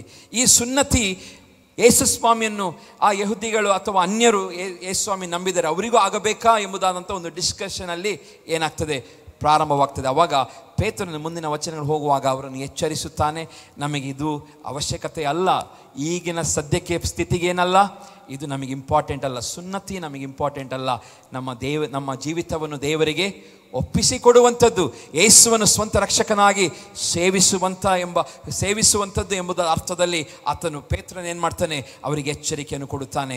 ಇವರು ಏನು ಮಾಡ್ತಾ ಇದ್ದಾರೆ, ಮುಖ್ಯವಲ್ಲದಂಥ ವಿಷಯಕ್ಕೆ, ರಕ್ಷಣೆ ಹೊಂದಿ ದೇವರ ಬಳಿಗೆ ಸೇರಲಿಕ್ಕೆ ಮುಖ್ಯವಲ್ಲದ ವಿಷಯಗಳನ್ನು ಏನು ಮಾಡ್ತಾ ಇದ್ದಾರೆ, ಇವರು ಡಿಸ್ಕಸ್ ಮಾಡ್ತಾ ಇದ್ದಾರೆ. ಇವತ್ತು ನಾವು ಸಭೆಯಾಗಿ ನಮಗೆ ಏನಾದರೂ ಮುಖ್ಯವಲ್ಲದ, ಸಭೆಯ ಉನ್ನತಿಗೆ, ನಮ್ಮ ಆತ್ಮಿಕ ವೃದ್ಧಿಗೆ ಮುಖ್ಯವಲ್ಲದ ಯಾವ ವಿಷಯಗಳನ್ನು ಏನು ಮಾಡೋದು ಬೇಡ, ನಾವು ಡಿಸ್ಕಸ್ ಮಾಡೋದು ಬೇಡ. ಕೆಲವು ದಿನಗಳ ಹಿಂದೆ ನಾನು ಕೇಳಿದೆ, ವಿಡಿಯೋಗಳು ಸಹ ಬಂದಿತ್ತು. ಅಲ್ಲಿ ಹಾಗೆ, ಇಲ್ಲಿ ಹೀಗೆ, ನಮ್ಮ ಸಭೆಯದೇ ವಿಡಿಯೋಗಳನ್ನು ಮಾಡಿ ಅದನ್ನೇನು ಮಾಡಿದೆ, ಸರ್ಕ್ಯುಲೇಟ್ ಮಾಡಿದ್ದನ್ನು ನಾನು ನೋಡಿದ್ದೇನೆ. ಪ್ರಿಯ ದೇವಜನರೇ, ನಾವು ಮುಖ್ಯವಲ್ಲದ ವಿಷಯಗಳಿಗೆ ನಾವೇನು ಮಾಡೋದು ಬೇಡ, ನಾವು ಆ ಚರ್ಚೆಗೆ ಒಳಗೆ ಮಾಡೋದು ಬೇಡ. ಯಾಕೆಂದರೆ ಇದು ಎಂದಿಗೂ ದೇವರು ಒಪ್ಪುವಂಥದ್ದಲ್ಲ. ಇದು ಫರಿಸಾಯರ ಸದ್ದುಕಾಯರ ಕೆಲಸ. ಅವರು ಅಂಥ ತರ್ಕ ವಿತರ್ಕಗಳಿಗೆ ಅವರು ಒಳಗಾಗಿದ್ದರು. ಅವರು ಸೈತಾನನ ನಡೆಸಲ್ಪಡುತ್ತಾ ಇದ್ದರು. ಇವತ್ತು ನೀವು ಇಂಥ ಕೆಲಸ ಮಾಡುತ್ತಾ ಇರುವುದಾದರೆ ನೀವು ದೇವರಿಂದ ನಡೆಸಲ್ಪಡುವವರಲ್ಲ, ಸೈತಾನನ ನಡೆಸಲ್ಪಡುವವರಾಗಿದ್ದೀರಿ. ಹಾಲೆಲೂಯಾ. ದುಷ್ಟ ಸೈತಾನನ ಕುಯುಕ್ತಿಗೆ ನೀವು ಒಳಪಟ್ಟವರಾಗಿದ್ದೀರಿ. ಇಲ್ಲಿ ವಾಕ್ಯದಲ್ಲಿ ಓದುತ್ತೇವೆ, ಆಗಿನ ಕಾಲದಲ್ಲಿ ಹಾಲೆಲೂಯಾ ಯೆರೂಸಲೇಮಿಗೆ ಬಂದಂಥ ಸಭೆಯರು ಒಂದು ಒಳ್ಳೆಯ ಸಂಗತಿ ಮಾಡ್ತಾ ಇದ್ದಾರೆ. ದೇವರು ಮಾಡಿದ ಅದ್ಭುತಗಳನ್ನು ಅವರು ಶೇರ್ ಮಾಡ್ತಾ ಇದ್ದಾರೆ. ಅದರ ಮಧ್ಯದಲ್ಲಿ ಕೆಲವರು ಏನು ಮಾಡ್ತಾರೆ, ಫರಿಸಾಯ ಮತದಿಂದ ದೇವರ ವಾಕ್ಯವನ್ನು ತಿಳಿದುಕೊಂಡವರು, ಯೇಸುವನ್ನು ನಂಬಿದ ಜನರು ಇಲ್ಲೇನು ಮಾಡ್ತಾರೆ, ಕೆಲವು ಕನ್ಫ್ಯೂಷನ್ಸನ್ನು ತಂದು ಹಾಕ್ತಾರೆ. ಕೆಲವು ರೀತಿಯ ನಂಬಿಕೆಗೆ ವಿಷಯವಾದಂಥ ಸಂಗತಿಗಳನ್ನು ತಂದು ಮಾತನಾಡಿ ಪ್ರಾರಂಭ ಮಾಡ್ತಾರೆ. ಅದೇನಾಗ್ತದೆ, ಅದೊಂದು ಅವರು ಕೂಡಿದಂಥ ಸ್ಥಳದಲ್ಲಿ ವಿವಾದಕ್ಕೆ ಕಾರಣವಾಯಿತು ಎಂಬುದಾಗಿ. ಇವತ್ತು ನಾವು ಕೂಡಬೇಕು ಯಾವುದಕ್ಕೆ, ವಿವಾದ ಮಾಡುವುದಕ್ಕಲ್ಲ, ಗಲಿಬಿಲಿ ತರುವುದಕ್ಕಲ್ಲ, ಅಶಾಂತಿ ತರುವುದಕ್ಕಲ್ಲ, ಜಗಳವನ್ನು ಎಬ್ಬಿಸುವುದಕ್ಕಲ್ಲ. ನಾವು ಕೂಡಬೇಕಾದದ್ದು ಯಾವುದಕ್ಕೆ, ಶಾಂತಿಯನ್ನು ತರುವುದಕ್ಕೋಸ್ಕರ. ಹಾಲೆಲೂಯಾ. ನಾವು ಕೂಡಬೇಕು. ನಾವು ವಿಶ್ವಾಸಿಗಳಾಗಿ ಎಲ್ಲಾದರೂ ಕೂಡಿದರೆ ನಮ್ಮಿಂದ ಅಲ್ಲೇನಾಗಿರಬೇಕು, ಸಮಾಧಾನವಾಗಿರಬೇಕು ಹೊರತು ಅಲ್ಲಿ ಅಶಾಂತಿ ಉಂಟಾಗಿರಬಾರದು. ಹಾಲೆಲೂಯಾ. ಅಲ್ಲಿ ಯಾವುದೇ ಸಮಯದಲ್ಲಿ ಜಗಳಕ್ಕೆ ನಮ್ಮಿಂದ ಕಾರಣವಾಗಿರಬಾರದು. ಅದರ ಬದಲಿಗೆ ನಮ್ಮಿಂದ ಹಾಲೆಲೂಯಾ ಒಳ್ಳೆಯದಲ್ಲಿ ಆಗಿರಬೇಕು. ಪ್ರಿಯರೇ, ಅದು ದೇವರು ಬಯಸುವಂತನಾಗಿದ್ದಾನೆ. ಅದಕ್ಕೆ ಜ್ಞಾನಿಯಾದಂಥ ಸೊಲೊಮೋನನು 30ನೇ ಅಧ್ಯಾಯ 7ನೇ ವಚನ ಹೀಗೆ ಒಂದು ಪ್ರಾರ್ಥನೆ ಮಾಡ್ತೀನಿ. ದೇವರೇ, ನಿನ್ನಿಂದ 2 ವರಗಳನ್ನು ಬೇಡಿಕೊಂಡಿದ್ದೇನೆ, ಅನುಗ್ರಹಿಸದಿರಬೇಡ. ನಾನು ಸಾಯುವುದರೊಳಗಾಗಿಯೇ ಅವುಗಳನ್ನು ಕೈಗೂಡಿಸು. ನನ್ನಿಂದ ಕಪಟವನ್ನು, ಸುಳ್ಳು ಮಾತನ್ನು ತೊಲಗಿಸು. ಬಡತನವನ್ನಾಗಲಿ ಐಶ್ವರ್ಯವನ್ನಾಗಲಿ ಕೊಡದೆ ನನಗೆ ತಕ್ಕಷ್ಟು ಆಹಾರವನ್ನು ಭೋಜನ ಮಾಡಿಸು. ಹಾಗಾದರೆ ಹೊಟ್ಟೆ ತುಂಬಿದವನಾದರೆ ಯೆಹೋವನು ಯಾರೋ ಎಂದು ನಿನ್ನ ತಿರಸ್ಕರಿಸೇನು. ಬಡವನಾದರೆ ಕಳ್ಳತನ ಮಾಡಿ ನನ್ನ ದೇವರಾದ ನಿನ್ನ ಹೆಸರನ್ನು ಅಯೋಗ್ಯವಾಗಿ ಎತ್ತೇನು ಎಂಬುದಾಗಿ ಅವನಿಗೊಂದು ಭಾರ, ಒಂದು ರೀತಿಯ ಬೇಡಿಕೆ. ದೇವರಿಂದ 2 ವರ ಕೇಳ್ತಾ ಇದ್ದೇನೆ. ಸಾಯುವುದರೊಳಗಾಗಿ ನನಗೇನು ಮಾಡು, ಅದನ್ನು ಕೊಡ. ಬಡತನವನ್ನು ಕೊಡಬೇಡ, ಶ್ರೀಮಂತಿಕೆಯನ್ನು ಕೊಡಬೇಡ. ನಾನು ಹೇಗಿದ್ದೇನೋ ಹೊಟ್ಟೆ ತುಂಬಿ ನಾನು ಆರಾಮಾಗಿರುವಂತೆ ನನಗೆ ಸಾಕು. ತಕ್ಕಷ್ಟು ಆಹಾರವನ್ನು ಭೋಜನ ಮಾಡುವಷ್ಟು ನನಗೆ ಕೊಡು ಸ್ವಾಮಿ ಎಂಬುದಾಗಿ ಪ್ರಾರ್ಥನೆ ಮಾಡ್ತಾ ಇದ್ದಾನೆ. ಹಾಲೆಲೂಯಾ. ಇವತ್ತು ನಮಗೆ ಗೊತ್ತಿರಲಿ, ದೇವರು ಎಂದಿಗೂ ಐಶ್ವರ್ಯದ ಬಗ್ಗೆ ಆತನು ವಿರೋಧಿ ಅಲ್ಲ. ನಾವು ಬಡವರಾಗಿರುವಂಥದ್ದು ಆತನು ಬಯಸುವ ದೇವರಲ್ಲ. ಆದರೆ ಇದು 2 ಎಕ್ಸ್ಟ್ರೀಮ್ ಆದಾಗ ಅದರ ಬಗ್ಗೆ ಹೇಳ್ತಾ ಇದ್ದಾನೆ. ಎಕ್ಸ್ಟ್ರೀಮ್ ಲೆವೆಲಿಗೆ 2 ಹೋದರೆ ಅಲ್ಲಿ ಏನಾಗ್ತದೆ, ಮಿಡ್ಲಲ್ಲಿ ತೊಂದರೆಗಳು ಬರುತ್ತದೆ ಎಂಬುದಾಗಿ ಇಲ್ಲಿ ವಾಕ್ಯದಲ್ಲಿ ಓದುತ್ತಾ ಇದ್ದೇವೆ. ಹಾಲೆಲೂಯಾ. ಅದಕ್ಕೋಸ್ಕರ ಅಂತ ಹೇಳ್ತಾನೆ, ನನಗೆ ತಕ್ಕಷ್ಟು ಆಹಾರವನ್ನು ಭೋಜನ ಪಡಿಸು. ನನಗೆ ತಕ್ಕಷ್ಟು ಐಶ್ವರ್ಯ ಸಹ ಬೇಡ, ನನಗೆ ಬಡತನವೂ ಬೇಡ, ಐಶ್ವರ್ಯವೂ ಬೇಡ, ತಕ್ಕಷ್ಟು ಆಹಾರವನ್ನು ಭಜಿಸು. ನಾವು ಭೋಜನ ಮಾಡುವಷ್ಟು ನನಗೆ ಕೊಟ್ಟರೆ ಸಾಕು ಸ್ವಾಮಿ ಎಂಬುದಾಗಿ ಆತನು ಪ್ರಾರ್ಥನೆ ಮಾಡ್ತಾನೆ. ನಾವು ಇವತ್ತು ಹೇಗೆ ಪ್ರಾರ್ಥನೆ ಮಾಡ್ತೇವೆ, ದೇವರೇ ನಾನು ಐಶ್ವರ್ಯವಂತನಾಗಬೇಕು, ನಾನು ದೊಡ್ಡವನಾಗಬೇಕು, ನನಗಿದಾಗಬೇಕು. ಆದರೆ ಸ್ವಾಮಿ ಮುಂದೆಯೂ ಮತ್ತಾಯದಲ್ಲಿಯೂ ಸಹ ಆತನು ಸುವಾರ್ತೆಗಳಲ್ಲಿಯೂ ಸಹ ಮಾತನಾಡುತ್ತಾನೆ. ಐಶ್ವರ್ಯವಂತನು ಸೂಜಿಯ ಕಣ್ಣಿನೊಳಗೆ ಒಂದು ಒಂಟೆ ಹೋಗುವುದು ಸುಲಭ, ಆದರೆ ಐಶ್ವರ್ಯವಂತನು ಪರಲೋಕ ರಾಜ್ಯಕ್ಕೆ ಹೋಗುವುದು ಕಷ್ಟ ಎಂಬುದಾಗಿ ಹೇಳ್ತಾನೆ. ಯಾಕೆ ಯೇಸು ಸ್ವಾಮಿ ಹಾಗೆ ಹೇಳ್ತಾನೆ? ಆತನಿಗೆ ಗೊತ್ತಿದೆ, ಐಶ್ವರ್ಯ ಒಂದು ಸಾರಿ ಬಂದ ತಕ್ಷಣ ಅವನು ದೇವರಿಂದ ಏನಾಗ್ತಾನೆ, ದೂರವಾಗ್ತಾನೆ. ಅದಕ್ಕೋಸ್ಕರ ದೇವರು ಅಲ್ಲಿ ಹೇಳುವಂಥ ಮಾತು, ಐಶ್ವರ್ಯವು ಈ ಲೋಕದ ಯಜಮಾನನಾಗಿದ್ದಾನೆ. ಏ ಸ್ವಾಮಿ ಆ 2 ಯಜಮಾನನ ಬಗ್ಗೆ ಹೇಳುವಾಗ ಹಾಲೆಲೂಯಾ ಆತನು ಸೈತಾನನೆಂಬುದಾಗಿ ಉಲ್ಲೇಖಿಸಲಿಲ್ಲ. ಉಲ್ಲೇಖಿಸಿದನ. 2 ಯಜಮಾನ ನೀವು ಸೇವಿಸ್ಲಿಕ್ಕೆ ಆಗೋದಿಲ್ಲ. ಅದರಲ್ಲಿ ವಾಕ್ಯದಲ್ಲಿ ನೀವು ಹಣವನ್ನು ಮತ್ತು ದೇವರನ್ನು ಎಂಬುದಾಗಿ. ಸೈತಾನನು ಬರಲಿಲ್ಲ. ನಮ್ಮ ಸ್ಪಷ್ಟವಾಗಿ ಯೇಸು ಹೇಳ್ತಾನೆ, ನೀವು ಹಣದ ಬಗ್ಗೆ ಮಾತನಾಡ್ತಾನೆ. ಸೈತಾನ ವರ್ಡ್ ಯೂಸ್ ಮಾಡ್ತಾ ಇಲ್ಲ. ಅಂದರೆ ಇವತ್ತಿನ ದಿನಗಳಲ್ಲಿ ನಮಗೆ ಆ ಹಣವು ಏನಾಗಿ ಪರಿವರ್ತನೆ ಹೊಂದಲಿಕ್ಕೆ ಸಾಧ್ಯ ಇದೆ? ನಮ್ಮ ಜೀವಿತದ ಎಲ್ಲ ಅಧೋಪತಕ್ಕೆ ನಾವು ದೇವರನ್ನು ಬಿಟ್ಟು ಜೀವಿಸಲಿಕ್ಕೆ ಅದು ಸಾಧ್ಯವಾಗುತ್ತದೆ. ಹಾಗಾಗಿ ಪ್ರಿಯರೇ, ದೇವರ ಆಲಯ ಬರುವಂಥದ್ದು ಇಲ್ಲಿ ನಾವು ಯಾಕೆ ಅಂತ ಹೇಳಿದರೆ, ಈ ರೀತಿಯಾದ ಎಚ್ಚರಿಕೆಯನ್ನು ಹೊಂದಿಕೊಂಡು ನಮ್ಮನ್ನು ನಾವೇ ಕ್ರಮಪಡಿಸೋದಕ್ಕೋಸ್ಕರ. ಹಲ್ಲೆಲೂಯಾ, ನಮ್ಮನ್ನು ನಾವೇ ಕ್ರಮಪಡಿಸಿಕೊಳ್ಳೋದಕ್ಕೋಸ್ಕರ. ಯಾಕೆಂದರೆ ನಮ್ಮ ಜೀವಿತದಲ್ಲಿ ಸೈತಾನನು ನಮಗೆ ಗೊತ್ತಿಲ್ಲದ ಹಾಗೆ ಒಂದೊಂದೇ ಕಾರ್ಯಗಳನ್ನು ಮಾಡ್ತಾ ಇರ್ತಾನೆ. ಆ ಸಂಗತಿಗಳನ್ನು ದೇವರು ಇಲ್ಲಿ ಏನು ಮಾಡ್ತಾನೆ? ರಿವೀಲ್ ಮಾಡ್ತಾನೆ, ಪ್ರಕಟಣೆ ಮಾಡ್ತಾನೆ. ಸೇವಕರ ಮುಖಾಂತರ ಇಲ್ಲಿ ಬಂದು ಯಾರೇ ಪ್ರಸಂಗ ಮಾಡಿದರು, ಯಾರಿಗಾದರೂ ದೇವರು ಏನು ಮಾಡ್ತಾ ಇರ್ತಾನೆ? ಮಾತನಾಡ್ತಾ ಇರ್ತಾನೆ. ಹಲ್ಲೆಲೂಯಾ. ದೇವರು ಯಾರ ಸಂಗಡ ಎಚ್ಚರಿಕೆಯಿಂದ ಅವರನ್ನು ತಿದ್ದುತ್ತಾ ಇರುತ್ತಾನೆ. ಪ್ರಿಯ ದೇವಜನರೇ, ಇವತ್ತು ದೇವರ ಶಕ್ತಿಯುತವಾದ ವಾಕ್ಯವನ್ನು ಬೋಧಿಸುವುದನ್ನು, ಹಲ್ಲೆಲೂಯಾ, ಬೋಧನೆಯನ್ನು ಕೇಳುವುದಕ್ಕೋಸ್ಕರ ನಾವೇನು ಮಾಡೋಣ? ಸಭೆಗೆ ಹೋಗೋಣ. ಹಲ್ಲೆಲೂಯಾ. ದೇವರ ಶಕ್ತಿಯ ವಾಕ್ಯಗಳನ್ನು ಕೇಳೋದಕ್ಕೆ ನಾವೇನು ಮಾಡೋಣ? ಸಭೆಗೆ ಹೋಗೋಣ. ವಾಕ್ಯದಲ್ಲಿ ಓದುತ್ತೇವೆ, ದೇವರ ವಾಕ್ಯವು ಸಜೀವವಾದದ್ದು, ಕಾರ್ಯಸಾಧಕವಾದದ್ದು, ಯಾವ ಇಬ್ಬಾಯಿ ಕತ್ತಿಗಿಂತಲೂ ಹದವಾದದ್ದು, ಪ್ರಾಣಾತ್ಮಗಳನ್ನು ಕೀಲು ಮಚ್ಚೆಗಳನ್ನು ವಿಭಾಗಿಸುವಷ್ಟು ಮಟ್ಟಿಗೂ ತೂರಿ ಬರುವಂಥದ್ದು, ಹೃದಯದ ಆಲೋಚನೆಗಳ ಉದ್ದೇಶಗಳನ್ನು ಏನು ಮಾಡ್ತದಂತೆ? ಅದು ವಿವೇಚಿಸುತ್ತದೆ. ಇವತ್ತು ಇಲ್ಲಿ ಕುಳಿತುಕೊಂಡಿರುವಾಗ ಎಷ್ಟೋ ಜನರು ವಿವೇಚನೆ ಮಾಡುವ ಹಾಗೆ ದೇವರು ಮಾಡಿದ್ದಾನೆ. ಯಾಕೆ? ಈ ವಾಕ್ಯ ಏನಾಗಿದೆ? ಸಜೀವವಾದದ್ದು. ಹಲ್ಲೆಲೂಯಾ. ಈ ವಾಕ್ಯಗಳು ಸಜೀವವಾದದ್ದು, ಕಾರ್ಯಸಾಧಕವಾದದ್ದು, ಯಾವ ಇಬ್ಬಾಯಿ ಕತ್ತಿಗಿಂತಲೂ ಹದವಾಗಿದೆ, ಪ್ರಾಣಾತ್ಮಗಳನ್ನು ಕೀಲು ಮಚ್ಚೆಗಳನ್ನು ವಿಭಾಗಿಸುವಷ್ಟು ಮಟ್ಟಿಗೂ ಏನಾಗಿದೆ ಅಂತೆ? ಅದು ತೂರಿ ಹೋಗುವಂಥದ್ದು, ಹೃದಯದ ಆಲೋಚನೆ ಉದ್ದೇಶಗಳನ್ನು ವಿವೇಚಿಸುವಂಥದ್ದು. ಹಲ್ಲೆಲೂಯಾ. ಪ್ರಿಯ ದೇವಜನರೇ, ಇವತ್ತು ಸಜೀವ ವಾಕ್ಯವಾದಂಥ ಈ ಮಾತುಗಳನ್ನು ಕೇಳುತ್ತಾ ಇದ್ದೇವೆ. ಇನ್ನು ಮುಂದಿನ ವಾರದಲ್ಲಿ ಆದರೂ ನಾನು ನೋಡಬೇಕು ಯಾರು ಸಭೆಗೆ ತಡವಾಗಿ ಬರುವಂಥದ್ದು. ಕೆಲವರು ಸಾರಿ ಈಗ ಉಚಿತ ಬಸ್ಗಳಿದೆ, ಉಚಿತ ಬಸ್ಸುಗಳಿಗೋಸ್ಕರ ಕಾಯ್ತಾ ಇರ್ತೀರಿ. ಹೌದು, ಒಂದು ವೇಳೆ ಅದು ನಮ್ಮ ಟೈಮಿಗೆ ಬರೆದಿರೆ ಬಸ್ಗಳನ್ನು ಚೇಂಜ್ ಮಾಡಿ, ಸಮಯವನ್ನು ಬದಲಾಯಿಸಿ. ಹಲ್ಲೆಲೂಯಾ. ಇವತ್ತಿನ ದಿನಗಳಲ್ಲಿ ನಾವು ಎಲ್ಲ ಉಚಿತ ಬೇಕೆಂಬುದಾಗಿ ಹೋಗ್ತೇವೆ. ದೇವರ ಸನ್ನಿಧಾನಕ್ಕೆ ಬರಲಿಕ್ಕೆ ಒಂದು ಸ್ವಲ್ಪ ಉಚಿತ ಎಲ್ಲ ಬಿಟ್ಟು ಬಿಡೋಣ. ಬೇರೆ ಕಡೆ ಹೋಗಲಿಕ್ಕಿದ್ರೆ ಉಚಿತ ಬಸ್ಗಳಲ್ಲಿ ಹೋಗಿ ನಮಗೆ ಏನು ಬೇಕಾದರೂ ಮಾಡಿ ಬನ್ನಿ. ಆದರೆ ಇಲ್ಲಿ ಸಭೆಗೆ ಮಾತ್ರ ಬರುವಾಗ ನಾವು ಹೇಗೆ ಬರೋಣ? ಟೈಮ್ 10 ನಿಮಿಷ ಮುಂಚೆ ಆದರೂ, ಅರ್ಧ ಗಂಟೆ ಮುಂಚೆ ಆದರೂ ಬಂದು ನಾವೇನು ಮಾಡಬೇಕು? ದೇವರ ಸನ್ನಿಧಾನದಲ್ಲಿ ಸಮಯವನ್ನು ಕಳೆಯಬೇಕು. Hallelujah, hallelujah. ಕೆಲವರು ಮಾತ್ರ ಹಲ್ಲೆಲೂಯಾ, ಅವರು ಮಾತ್ರ ಬರ್ತಾರೆ ಎಂಬುದಾಗಿ ಅರ್ಥ. Hallelujah, hallelujah, hallelujah. ಯಾಕೆಂದರೆ ನಾವು ದೇವರ ಸನ್ನಿಧಾನದಲ್ಲಿ ನಾವು ಕಾಣಿಸಲ್ಪಡಬೇಕು. ನಾವು ದೇವರನ್ನು ಗೌರವಿಸುವವರಾಗಬೇಕು, ದೇವರನ್ನು ಪ್ರೀತಿಸುವವರು. ನಮ್ಮ ಕ್ರಿಯೆಗಳಿಂದಲೇ ನಾವು ದೇವರನ್ನು ಪ್ರೀತಿಸ್ತೇವೆ ಎಂಬುದಾಗಿ ತೋರಿಸ್ಲಿಕ್ಕೆ ಸಾಧ್ಯ. ಹೌದಲ್ಲ? ನಮ್ಮ ಕ್ರಿಯೆಗಳಿಂದಲೇ ನಾವು ತೋರಿಸ್ಲಿಕ್ಕೆ ಸಾಧ್ಯ. ಇದು ಒಂದೇನಾಗಿದೆ? ನಿಮ್ಮ ಕ್ರಿಯೆ ಆಗಿದೆ. ದೇವರ ಸನ್ನಿಧಾನಕ್ಕೆ ಬರುವಂಥದ್ದು, ಪ್ರಾರ್ಥನೆಯಲ್ಲಿ ಸಮಯವನ್ನು ಕಳಿತಿರುವಂಥದ್ದು, ಆರಾಧನೆ ಮಾಡುವಂಥದ್ದು, ಇದೆಲ್ಲ ನಾವು ದೇವರನ್ನು ಪ್ರೀತಿಸ್ತೇನೆ ಎಂಬುದಾಗಿ ತೋರಿಸುವಂಥ ಒಂದು ಕ್ರಿಯೆಗಳಾಗಿದೆ. ಪ್ರಿಯರೇ, ಒಂದು ಡೈಲಿ ಮೇಲ್ ಎಂಬ ಒಂದು ರಿಪೋರ್ಟ್ ದಿನಪತ್ರಿಕೆ ಅಲ್ಲಿ ಒಂದು ರೀತಿ ಒಂದು ಚರ್ಚಿಗೆ ಹೋಗುವಂಥ ಮಹಿಳೆಯ ಬಗ್ಗೆ ಒಂದು ರಿಪೋರ್ಟ್ ಬಂದಿತ್ತು. ಹೀಗೆ ಬರೆಯಲ್ಪಟ್ಟಿದೆ, ಚರ್ಚಿಗೆ ಹೋಗುವುದು ಮಹಿಳೆಯರ ಆರೋಗ್ಯಕ್ಕೆ ಒಳ್ಳೆಯದು ಮತ್ತು ಮುಂಚಿತವಾಗಿ ಸಾಯುವ ಅಪಾಯವನ್ನು 1/3 ಕಡಿಮೆ ಮಾಡಬಹುದಂತೆ. ಕೇಳಿದ್ರೆ ಸರಿ ಕೇಳಿ. ಚರ್ಚಿಗೆ ಹೋಗುವುದು ಮಹಿಳೆಯರ ಆರೋಗ್ಯಕ್ಕೆ ಒಳ್ಳೆಯದು ಮತ್ತು ಮುಂಚಿತವಾಗಿ ಸಾಯುವ ಅಪಾಯವನ್ನು 1/3 ಕಡಿಮೆ ಮಾಡಿ. ನಾನು ಪೇಪರ್ ಕಟ್ಟಿಂಗ್ ಅಂತ ನನ್ನ ಮೊಬೈಲಲ್ಲಿ ಉಂಟು, ಬೇಕಾದ್ರೆ ನೀವು ಕೇಳಿ ಮತ್ತು ನಾನು ತೋರಿಸ್ತೇನೆ. ಇದು ನಮ್ಮ ನ್ಯೂಸ್ ಪೇಪರ್ಗಳಲ್ಲಿ ಬಂದಂಥ ಒಂದು ಕಟ್ಟಿಂಗ್, ಇದು ಒಂದು ಇದಾಗಿದೆ. ವಾರಕ್ಕೊಮ್ಮೆ ಹಾಜರಾಗುವುದು ಎಲ್ಲ ಕಾರಣಗಳಿಂದ ಸಾವಿನ ಕಡಿಮೆ ಅಪಾಯದೊಂದಿಗೆ ಸಂಭವಿಸಿದೆ ಎಂದು US ಅಧ್ಯಯನವು ತೋರಿಸುತ್ತದೆ. ಏಕೆ ಎಂದು ನಮಗೆ ತಿಳಿದಿಲ್ಲವೆಂದು ಸಂಶೋಧಕರು ತಿಳಿಸ್ತಾರೆ. ಅವ್ರು ಹೇಳ್ತಾರೆ, ವಾರಕ್ಕೊಮ್ಮೆ ಅವರು ಹಾಜರಾಗುವಂಥವ್ರು, ಯಾರು ಸಭೆಗೆ ಬರುತ್ತಿರುವವರು, ಅವರ ಸಾವಿನ ಅಪಾಯ ಕಡಿಮೆ ಅಂತೆ. ಸಭೆಗೆ ಲೇಡೀಸ್ ವಿಶೇಷವಾಗಿ ಅವರು ಸರ್ವೆ ಮಾಡಿದ್ದಾರೆ. ಸರ್ವೆ ಮಾಡಿದಲ್ಲಿ ಅವ್ರು ಹೇಳ್ತಾರೆ, ಯಾರೆಲ್ಲ ಸಭೆಗೆ ಪ್ರತಿ ವಾರ ಬರ್ತಾ ಇರ್ತಾರಲ್ಲ, ಅವರ ಸಾವಿನ ಏನಾಗ್ತದಂತೆ? ಕಡಿಮೆ ಆಗ್ತದಂತೆ.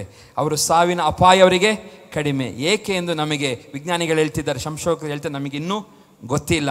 ಆದರೆ ಇದು ಆಶಾವಾದ ಮತ್ತು ಒತ್ತಡ ಮತ್ತು ಖಿನ್ನತೆಯ ಪರಿಣಾಮಗಳನ್ನು ಜಯಿಸುವ ಸಾಮರಸ್ಯದ ಪ್ರಜ್ಞೆಗೆ ಸಂಬಂಧಿಸಿದೆ ಎಂದು ನಿರೀಕ್ಷಿಸುತ್ತಾರೆ. ವಾರಕ್ಕೆ ಒಂದಕ್ಕಿಂತ ಹೆಚ್ಚು ಬಾರಿ ಚರ್ಚಿಗೆ ಹೋದ ಮಹಿಳೆಯರು 16 ವರ್ಷಗಳ ಅಧ್ಯಯನದಲ್ಲಿ ಎಂದಿಗೂ ಚರ್ಚಿಗೆ ಹೋಗದ ಮಹಿಳೆಯರಿಗೆ ಹೋಲಿಸಿದರೆ 33% ಕಡಿಮೆ ಸಾವಿನ ಅಪಾಯವನ್ನು ಹೊಂದಿದ್ದರು.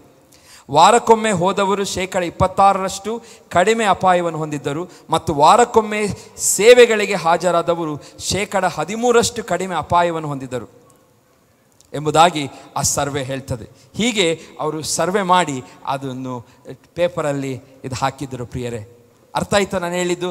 ಇದು ಲೋಕದ ವಿಜ್ಞಾನಿಗಳು ಒಂದು ಚರ್ಚಿಗೆ ಹೋಗೋದರಲ್ಲಿರುವಂಥ ವ್ಯತ್ಯಾಸವನ್ನು ಅವರು ಹೇಳ್ತಾ ಇದ್ದಾರೆ, ಸಂಶೋಧನೆ ಹೇಳ್ತಾ ಇರುವಂಥದ್ದು.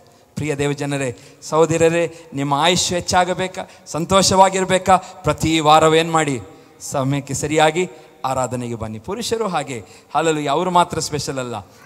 ನಮಗೆ ಸಹ ದೇವರ ಆರೋಗ್ಯ ಕೊಡಬೇಕಾದರೆ, ಹಾಲೆಲೂಯ, ನಮಗೆ ಬೇಕಾದಂಥ ಹಾಲೆಲೂಯ ಇನ್ನೂ ಹೆಚ್ಚಿನ ಆರೋಗ್ಯ ಬೇಕಾದರೆ ನಾವೇನು ಮಾಡೋಣ? ಪ್ರತಿದಿನ ಸಭೆಗೆ, ಚರ್ಚಿ, ಪ್ರತಿ ವಾರ, ಮುಂದೆ ಹಿಂದೆ ಇನ್ನೂ ಪ್ರಾರ್ಥನೆಗಳಿದ್ದರೆ ವಾರಕ್ಕೆ ಪ್ರತಿದಿನ ಪ್ರಾರ್ಥನೆಗಳು ಸಭೆಯಲ್ಲಿ ನಡೀತಾ ಇದೆ. ಎಲ್ಲದಕ್ಕೂ ಬನ್ನಿ, ದೇವರು ಇನ್ನೂ ಹೆಚ್ಚು ದೀರ್ಘಾಯುಷ್ಯ ನಿಮಗೆ ಕೊಡುವನಾಗಿದ್ದಾನೆ. Hallelujah, hallelujah. ಇದು ಸಂಶೋಧನೆ ಹೇಳುವಂಥದ್ದಾಗಿದೆ. ಯಾರಿಗಾದ್ರು ನಾ ಮತ್ತೆ ವಾಟ್ಸಪ್ ನಮ್ಮ ಗ್ರೂಪಿಗೆ ಹಾಕ್ತೇನೆ. ಆ ಕಟ್ಟಿಂಗನ್ನು ಇದು ಪೇಪರಲ್ಲಿ ಬಂದಂಥ ಸಂಗತಿಯಾಗಿದೆ. ಪ್ರಿಯರೇ, ಹೌದು, ಇದು ಇಂಟರ್ನ್ಯಾಷನಲ್ ಮೀಡಿಯಾ ಬರೆದಂಥ ಒಂದು ಸಂಗತಿ ಇದಾಗಿದೆ. ಮತ್ತು ಈ ಚರ್ಚಿಗೆ ಬರುವುದರಿಂದ ಅಲ್ಲಿ ಹೇಳ್ತಾರೆ, ಇದರ ಪ್ರಯೋಜನ ಒಂದು ಭಾಗವೆಂದರೆ ಅವ್ರು ಹೇಳ್ತಾರೆ, ಸಾಮಾಜಿಕ ಬೆಂಬಲವನ್ನು ಹೆಚ್ಚಿಸುತ್ತದಂತೆ, ಧೂಮಪಾನವನ್ನು ನಿರುತ್ಸಾಹಗೊಳಿಸುತ್ತದೆ, ಖಿನ್ನತೆಯನ್ನು ಕಡಿಮೆ ಮಾಡುತ್ತದೆ ಮತ್ತು ಜನರು ಜೀವನದ ಬಗ್ಗೆ ಹೆಚ್ಚು ಆಶಾವಾದಿಗಳು ಅಥವಾ ಆಶಾವಾದಿ ದೃಷ್ಟಿಕೋನವನ್ನು ಬೆಳೆಸಿಕೊಳ್ಳಲು ಸಹಾಯ ಮಾಡುತ್ತದಂತೆ. ಹಾಲೆಲೂಯ. ಚರ್ಚಿಗೆ ಬರೋದರಿಂದ ಆಗುವಂಥ ಲಾಭಗಳ ಬಗ್ಗೆ ಅವರಲ್ಲಿ ಪತ್ರಿಕೆಯಲ್ಲಿ ಬರೆದಿದ್ದಾರೆ. ಪ್ರಿಯರೇ, ಹೌದು, ನಾವು ಸಭೆಗೆ ಬರೋದರಿಂದ ನಮಗೇನಿಲ್ಲ, ಲಾಸ್ ಇಲ್ಲ. Hallelujah, hallelujah. ಸಭೆಗೆ ಬರುವುದರಿಂದ ನಮಗೇನಿಲ್ಲ, ಲಾಸ್ ಇಲ್ಲ. ಇದು ಸಂಶೋಧಕರು ಸಂಶೋಧನೆ ಮಾಡಿದಂಥ ಸಂಗತಿಗಳನ್ನು ನಾವು ಓದ್ತಾ ಇದ್ದೇನೆ. ಪ್ರಿಯರೇ, ಇವತ್ತು ನಮಗೆ ದೇವರು ಕೊಟ್ಟಿದ್ದಾನೆ ಒಳ್ಳೆಯ ಒಂದು ಸಭೆಗೆ ಬಂದು, ನಾವು ಆಸ್ಪತ್ರೆಗಳಿಗೆ ಕಡಿಮೆ ಹೋಗಿ ಚರ್ಚಿಗೆ ನೀವು ಜಾಸ್ತಿ ಬನ್ನಿ. ಚರ್ಚಿಗೆ ಜಾಸ್ತಿ ಬಂದರೆ ಆಸ್ಪತ್ರೆಗಳಿಗೆ ಏನಾಗ್ತೀರಿ? ಕಡಿಮೆ ಹೋಗ್ತೀರಿ. ಹಾಲೆಲೂಯ. ರೋಗಗಳು ಕಡಿಮೆ ಆಗುತ್ತದೆ. ಹಾಲೆಲೂಯ. ದೇವರು ಒಳ್ಳೆಯ ಆರೋಗ್ಯವನ್ನು ನಿಮಗೆ ಕೊಡುತ್ತಾನೆ. ಹಾಲೆಲೂಯ.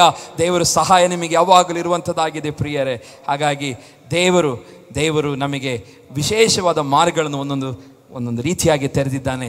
ನಾವು ಅದನ್ನು ಉಪಯೋಗಿಸಿಕೊಳ್ಳಬೇಕು. ನಾಯಿಗಳು, ಪ್ರಾಣಿಗಳು ನೋಡಿದ್ದೀರಲ್ಲ ನೀವು, ಅದಕ್ಕೆ ಹೊಟ್ಟೆ ನೋವು, ಅದಕ್ಕೆ ಏನಾದರೂ ನೋವುಗಳು ಬಂದರೆ ಅದು ಹೋಗ್ತದೆ ಹುಡುಕಿಕೊಂಡು ಮೆಡಿಸಿನನ್ನು. ತಾನೇ ಎಲ್ಲೋ ಗಿಡಗಳು ಗೊತ್ತಿದೆ ಅದಕ್ಕೆ, ಅದು ಇನ್ಬಿಲ್ಡ್ ಆಗಿ ದೇವರವರಿಗೆ ಕೊಟ್ಟಿರೋಂಥ ಜ್ಞಾನ, ಅದು ಹೋಗಿ ಸೂಕ್ತವಾದಂಥ ಅದಕ್ಕೆ ಯಾವ ನೋವಿದೆ ಆ ನೋವಿಗೆ ತಕ್ಕಂಥ, ಯಾವ ಸಮಸ್ಯೆ ಇದೆ ತಕ್ಕಂಥ ಮೆಡಿಸಿನ್ ಇರುವಂಥ ಎಲೆಗಳನ್ನು, ಹುಲ್ಲುಗಳನ್ನು, ಏನೇನೋ ಅದು ತಿಂದು ತನ್ನನ್ನು ತಾನೇನು ಮಾಡ್ತದೆ, ಸರಿಪಡಿಸಿಕೊಳ್ಳುತ್ತೆ. ಆದರೆ ದೇವರು ಮನುಷ್ಯರಾದ ದೇವರು ನಮಗೇನು ಕೊಟ್ಟಿದ್ದಾನೆ? ವಾಕ್ಯದ ಜ್ಞಾನವನ್ನು ಕೊಟ್ಟಿದ್ದಾನೆ. ಹಾಲೆಲೂಯ. ವಿವೇಚನೆಯನ್ನು ಕೊಟ್ಟಿದ್ದಾನೆ. ಈ ವಾಕ್ಯವನ್ನು ಕೇಳುತ್ತಿರುವಾಗ ನಮಗೇನು ಕೊಡ್ತದೆ? ವಿವೇಚನೆಯನ್ನು ಕೊಡುತ್ತದೆ. ಈ ವಾಕ್ಯ ಕೇಳುತ್ತಿರುವಾಗಲೇ ದೇವರು ನಮ್ಮಲ್ಲಿ ಒಂದು ಉತ್ಸಾಹವನ್ನು ನಮಗೆ ಕೊಡುತ್ತಾನೆ. ಹಾಲೆಲೂಯ. ಇವತ್ತು ನೀವು ಕೇಳಿದಂಥ ಪ್ರಿಯ ದೇವಚನರೇ, ಹಾಲೆಲೂಯ, ನಾವು ದೇವರಿಗೋಸ್ಕರ ಜೀವಿಸಲು ನಾವು ತೀರ್ಮಾನ ಮಾಡೋಣ. ಆಲಯವನ್ನು ಏನು ಮಾಡೋಣ? ಆಲಯವನ್ನು ಪ್ರೀತಿಸೋರಾಗೋಣ. ಆಲಯಕ್ಕೆ ಪ್ರತಿದಿನ ಬರೋಣ. ಅಲ್ಲಿ ಸಭೆಯಾಗಿ ನಾವು ಕೂಡೋಣ, ಅನ್ಯೋನ್ಯತೆಯಲ್ಲಿರೋಣ, ಒಟ್ಟಿಗೆ ನಾವು ಫೆಲೋಶಿಪ್ ಆಗಿ ಪ್ರತಿ ವಾರ ಊಟ ಮಾಡಿ ಹೋಗೋಣ. ಹಾಲೆಲೂಯ. ನಾವು ಯಾಕೆ ಇದು ಆದಿ ಅಪೊಸ್ತಲರ ಕಾಲದಲ್ಲಿ ಇದ್ದಂಥದ್ದು. ಊಟ ಮಾಡುವಂಥದ್ದು ಏನಾಗಿದೆ? ಪ್ರತಿ ಸಾರಿ ಅವರು ಪ್ರಾರ್ಥನೆ ಮಾಡಿದ ನಂತರ ಊಟ ಮಾಡುವಂಥದ್ದು ಆದಿ ಸಭೆಯ ಒಂದು ಪದ್ಧತಿಯಾಗಿತ್ತು. ಆದಿ ಸಭೆ ನಿಯಮವಾಗಿತ್ತು. ಹಾಗಾಗಿ ಇವತ್ತು ಸಹ ನಾವು ಆ ಸಭೆ ಹೇಗಿತ್ತು ಅದೇ ರೀತಿಯಾಗಿ ನಾವು ಸಹ ಸಭೆಯಲ್ಲಿ ಪ್ರತಿ ವಾರ, ಯಾಕೆ ಅಂತ ಹೇಳಿದರೆ ನಾವೆಲ್ಲರೂ ಒಟ್ಟಾಗಿ ಫೆಲೋಶಿಪ್, ಒಬ್ಬರಿಗೊಬ್ಬರು ಪರಿಚಯ ಮಾಡಿಕೊಂಡು ಅನ್ಯೋನ್ಯತೆಯಲ್ಲಿ ಇರಬೇಕು, ಸಂತೋಷವಾಗಿರಬೇಕು ಇರಬೇಕೆಂಬುದಾಗಿ ಬಯಸಿಕೊಂಡು ನಾವು ಇಲ್ಲಿ ಊಟದ ವ್ಯವಸ್ಥೆಗಳಿದೆ. ಪ್ರಿಯ ದೇವಜನರೇ, ಇವತ್ತು ಕ್ರಿಸ್ತನಿಗಾಗಿ ಕ್ರಿಸ್ತನಿಂದ ಕರೆಯಲ್ಪಟ್ಟವರಾಗಿದ್ದೇವೆ. ಹಾಗಾಗಿ ನಾವು ಅನ್ಯ ಜನರುಗಳಿಂದ ನಮ್ಮನ್ನೇನು ಮಾಡಿದ್ದಾನೆ? ದೇವರು ಬೇರ್ಪಡಿಸಿ ನಿಮಿತ್ತವಾಗಿ ನಾವು ಈ ಭೂಮಿ ಮೇಲೆ ಹೇಗಾಗಿರೋಣ? ಉಪಕರಣಗಳಾಗಿರೋಣ. ಒಳ್ಳೆಯದನ್ನು ಮಾಡಲು ಕೊನೆ ಇಲ್ಲ. ನಾವು ಎಷ್ಟು ವರ್ಷ ಬದುಕಿದ್ರು ಒಳ್ಳೆಯದನ್ನು ಮಾಡಲಿಕ್ಕೆ ಕೊನೆ ಇಲ್ಲ. ಅನ್ಲಿಮಿಟೆಡ್ ಆದ ಒಳ್ಳೆಯದನ್ನು ಮಾಡಬಹುದು. ಅದಕ್ಕೆ ನಮಗೇನಿರಬೇಕು? ಮನಸ್ಸಿರಬೇಕಷ್ಟೇ. ಒಳ್ಳೆಯದನ್ನು ಮಾಡಲಿಕ್ಕೆ ಮನಸ್ಸಿದ್ದರೆ, ಅಲ್ಲಿ ಒಬ್ಬರು ಹೇಳ್ತಾರೆ, ಈ ಮನಸ್ಸಿಗೇನಿಲ್ಲ, ಒಳ್ಳೆಯದನ್ನು ಮಾಡಲಿಕ್ಕೆ ಕೊನೆ ಇಲ್ಲ ಅಂತ. ನಾವು ಸಮಾಧಿಗೆ ಹೋಗೋ ತನಕವೂ ನಾವು ಒಳ್ಳೆಯದನ್ನು ಮಾಡ್ಬೋದು. ಹಲ್ಲೆಲೂಯಾ. ಒಳ್ಳೆಯ ಕ್ರಿಯೆಗಳನ್ನು ಮಾಡಬಹುದು, ಒಳ್ಳೆಯದನ್ನು ಆಚರಿಸಬಹುದು, ಒಳ್ಳೆಯದನ್ನು ಪ್ರೀತಿಸಬಹುದು. ಪ್ರಿಯರೇ, ನಾವು ನಕಾರಾತ್ಮಕ ಸಂಗತಿಗಳಿಂದ ಮತ್ತು ವಿತರ್ಕಗಳಿಂದ ನಾವೇನು ಮಾಡೋಣ? ದೂರ ಇರೋಣ. ನೆಗೆಟಿವ್ ಆದಂಥ ಥಿಂಗ್ಸ್ಗಳಿಂದ ನಾವು ದೂರವಾಗಿರೋಣ. ದೇವರ ಶಕ್ತಿಯನ್ನು ನಾವು ಕೇಳಿಕೊಳ್ಳೋಣ. ದೇವರಿಂದ ಉಪಯೋಗಿಸಲ್ಪಡೋದಕ್ಕಾಗಿ ಬೇಡಿಕೊಳ್ಳೋಣ. ದೇವರು ಯೆಹೋಶುವನಿಗೆ ಹೀಗೆ ಹೇಳ್ತಾನೆ, ನಾನು ನಿನಗೆ ಆಜ್ಞಾಪಿಸಿದ್ದೇನೆಲ್ಲ, ಸ್ಥಿರಚಿತ್ತನಾಗಿರು, ಧೈರ್ಯದಿಂದಿರು, ಅಂಜಬೇಡ, ಕಳವಳಗೊಳ್ಳಬೇಡ. ನೀನು ಹೋಗುವಲ್ಲೆಲ್ಲ ನಿನ್ನ ದೇವರಾದ ಯೆಹೋವನು ನಿನ್ನ ಸಂಗಡ ಇರುತ್ತಾನೆ. ಹಲ್ಲೆಲೂಯಾ. ಹೋಗುವಲ್ಲೆಲ್ಲ ದೇವರು ನಿನ್ನ ಸಂಗಡ ಇರುತ್ತಾನೆ. ಹೇಗಿರ್ಬೇಕಂತ ಹೇಳ್ತಿದ್ದಾನೆ? ಸ್ಥಿರಚಿತ್ತನಾಗಿರು, ಧೈರ್ಯದಿಂದಿರು, ಅಂಜಬೇಡ, ಕಳವಳ ಬೇಡಬೇಡ. ಯಾಕೆ? ಅವನಿಗೆ ಒಂದು ಕಳವಳವಿತ್ತು. ಹೇಗಪ್ಪ ಈ ಜನರನ್ನೆಲ್ಲ ನಡೆಸ್ಕೊಂಡು ಹೋಗಲಿ? ಚಿಂತೆ ಇತ್ತು. ಆದಾಗ ದೇವರು ಯೆಹೋಶುವನಿಗೆ ಹೇಳ್ತಾನೆ, ನಾನೆಲ್ಲ ಆಜ್ಞಾಪಿಸಿದ್ದೇನೆ. ಅದನ್ನು ಸ್ಥಿರಚಿತ್ತದಿಂದ, ಧೈರ್ಯದಿಂದ, ಅಂಜಬೇಡ, ಕಳವಳಗೊಳ್ಳಬೇಡ. ನೀನು ಹೋಗುವಲ್ಲೆಲ್ಲ ನಿನ್ನ ದೇವರಾದ ಯೆಹೋವನು ನಿನ್ನ ಸಂಗಡ ಇದ್ದು ನಿನಗೇನು ಮಾಡ್ತಾನೆ? ನಿನ್ನ ಸಂಗಡ ಇರುತ್ತಾನೆ ಎಂಬುದಾಗಿ ದೇವರು ಹೇಳುತ್ತಾನೆ. ಪ್ರಿಯರು, ಹಾಗಾಗಿ ನಾವು ದೇವರ ಉಪಕರಣಗಳಾಗಿ ನಾವು ಜೀವಿಸೋದಕ್ಕೋಸ್ಕರ ಸಭೆಗೆ ಬರೋಣ. ಹಲ್ಲೆಲೂಯಾ. ಇಲ್ಲಿ ದೇವರ ಮಾತುಗಳನ್ನು ಕೇಳಲಿಕ್ಕೆ ಸಾಧ್ಯ, ದೇವರ ವಾಕ್ಯವನ್ನು ಕೇಳಲಿಕ್ಕೆ ಸಾಧ್ಯವಾಗುತ್ತದೆ. ಈ ವಾಕ್ಯಗಳು ನಮಗೆ ಸಜೀವವಾದದ್ದು. ನಮ್ಮನ್ನು ಏನು ಮಾಡ್ತದೆ? ಅದು ಸರಿಪಡಿಸುತ್ತದೆ, ಕ್ರಮಪಡಿಸ್ತದೆ. ಕ್ರಿಸ್ತನ ಇರುವಂಥ ಸ್ಥಳಕ್ಕೆ, ನಮ್ಮ ತಂದೆಯಾದ ದೇವರಿರುವಂಥ ಸ್ಥಳಕ್ಕೆ ಹೋಗಲು ನಮ್ಮನ್ನು ಏನು ಮಾಡ್ತದೆ? ಈ ವಾಕ್ಯಗಳು ಪ್ರಿಪೇರ್ ಮಾಡುತ್ತದೆ. ಹಲ್ಲೆಲೂಯಾ. ಪ್ರಿಪೇರ್ ಮಾಡುವಂಥದ್ದಾಗಿದೆ. ಹಾಗಾಗಿ ಪ್ರಿಪರೇಷನ್ ಟೈಮ್, ಪ್ರಿಪರೇಷನಿಗೋಸ್ಕರ ಇಲ್ಲಿ ಇವತ್ತು ಏನಾಗಿದೆ, ಯೂಟ್ಯೂಬ್ನಲ್ಲಿ ನಾವು ತುಂಬ ವಾಕ್ಯಗಳೆಲ್ಲ ಬರ್ತಾ ಇದೆ, ಏನೇನೋ ಎಲ್ಲ ಕನ್ಫ್ಯೂಷನ್. ಒಂದು ಕಡೆ ಏನಾಗಿರಿ? ಸೀಮಿತವಾಗಿರಿ. ಹಲ್ಲೆಲೂಯಾ. ಎಲ್ಲಿ ನೀವು ಕೇಳುತ್ತಾ ಇದ್ದೀರಿ, ನಿಮ್ಮ ಯಾವ ಸಭೆ, ನೀವು ಆ ಸಭೆಯ ವಾಕ್ಯಗಳಲ್ಲಿ ಏನಾಗಿರಿ? ಬೆಳೆಯಿರಿ. ಇವತ್ತು ಕಿಚಿಡಿಯಾಗಿ ಹೋಗಿದ್ದೇವೆ. ಅಲ್ಲಿ ಒಂದು ಸ್ವಲ್ಪ, ಇಲ್ಲಿ ಒಂದು ಸ್ವಲ್ಪ ಕೇಳೋದು, ಅಲ್ಲಿದು ಇಲ್ಲಿದು ಎಲ್ಲ ಕೇಳಿ ಏನಾಗಿದೆ? ನಾವು ಮಿಕ್ಸ್ ಆಗಿ ಹೋಗಿದ್ದೇವೆ. ಮಿಕ್ಸರ್ ಥರ, ಗೊತ್ತಲ್ಲ, ನಾವು ತಿನ್ನುವಂಥ ಮಿಕ್ಸರ್ ಥರ. ಕಡಲೆ ಇದೆ, ಬೇಳೆ ಇದೆ, ಎಲ್ಲ ಬೇರೆ ಬೇರೆ ರೀತಿಯಾದಂಥ ವಸ್ತುಗಳಿರುವಂಥದ್ದೇ ಮಿಕ್ಸರ್. ಅದಕ್ಕೆ ಮಿಕ್ಸ್ ಆಗಿರೋದಕ್ಕೆ ಮಿಕ್ಸರ್ ಎಂಬುದಾಗಿ. ಇವತ್ತು ಕ್ರೈಸ್ತರೆಲ್ಲ ಹೆಚ್ಚಿನವರು ಕ್ರೈಸ್ತರ್ ಆಗಿದ್ದಾರೆ. ಎಲ್ಲ ಹೊರಗಿದು, ಅಲ್ಲಿದು ಇಲ್ಲಿದು ಎಲ್ಲ ಕೇಳಿ ಅವರ ತಲೆ ಏನಾಗಿದೆ? ತುಂಬಿ ಹೋಗಿದೆ. ಏನಾದರೂ ಹೇಳಿದರೆ ಅದು ಹಾಗೆ, ಇದು ಹೀಗೆ ಎಂಬುದಾಗಿ ವಾದ ಮಾಡುವುದನ್ನು ನಾವು ನೋಡ್ತೇವೆ. ಪ್ರಿಯರೇ, ನಾವು ಕೂಡುವಂಥ ಸ್ಥಳದಲ್ಲಿ ವ್ಯರ್ಥವಾದ ವಾದಗಳು ಮಾಡುವಂಥದ್ದಲ್ಲ. ಹಲ್ಲೆಲೂಯಾ. ಸಿಕ್ಕಿಸುವುದಕ್ಕೋಸ್ಕರ ನಾವು ಕೂಡುವಂಥದ್ದಲ್ಲ. ನಾವು ಒಂದು ವೇಳೆ ಕೂಡಿದರೆ ದೇವರ ಮಹಿಮೆಗಾಗಿ ನಾವು ಕೂಡಬೇಕು. ಹಲ್ಲೆಲೂಯಾ. ಹಲ್ಲೆಲೂಯಾ. ಸಭೆಗೆ ಬರೋದರಿಂದ ನಮಗೆ ಏನಿದೆ? ಲಾಭವಿದೆ, ಆರೋಗ್ಯವಿದೆ. ಹಲ್ಲೆಲೂಯಾ. ನಮ್ಮ ಆಯುಷ್ಯನ್ನು ಏನು ಮಾಡ್ತದೆ? ಅದು ಹೆಚ್ಚಿಸ್ತದೆ. ನಮ್ಮ ಆಯುಷ್ಯನ್ನು ಹೆಚ್ಚಿಸ್ತದೆ, ಆರೋಗ್ಯದಲ್ಲಿ ನಮ್ಮನ್ನು ಇಡುವಂಥದ್ದಾಗಿದೆ. ದೇವರ ವಾಕ್ಯಗಳ ಮುಖಾಂತರ ನಮ್ಮನ್ನು ಆಶೀರ್ವದಿಸಲಿ.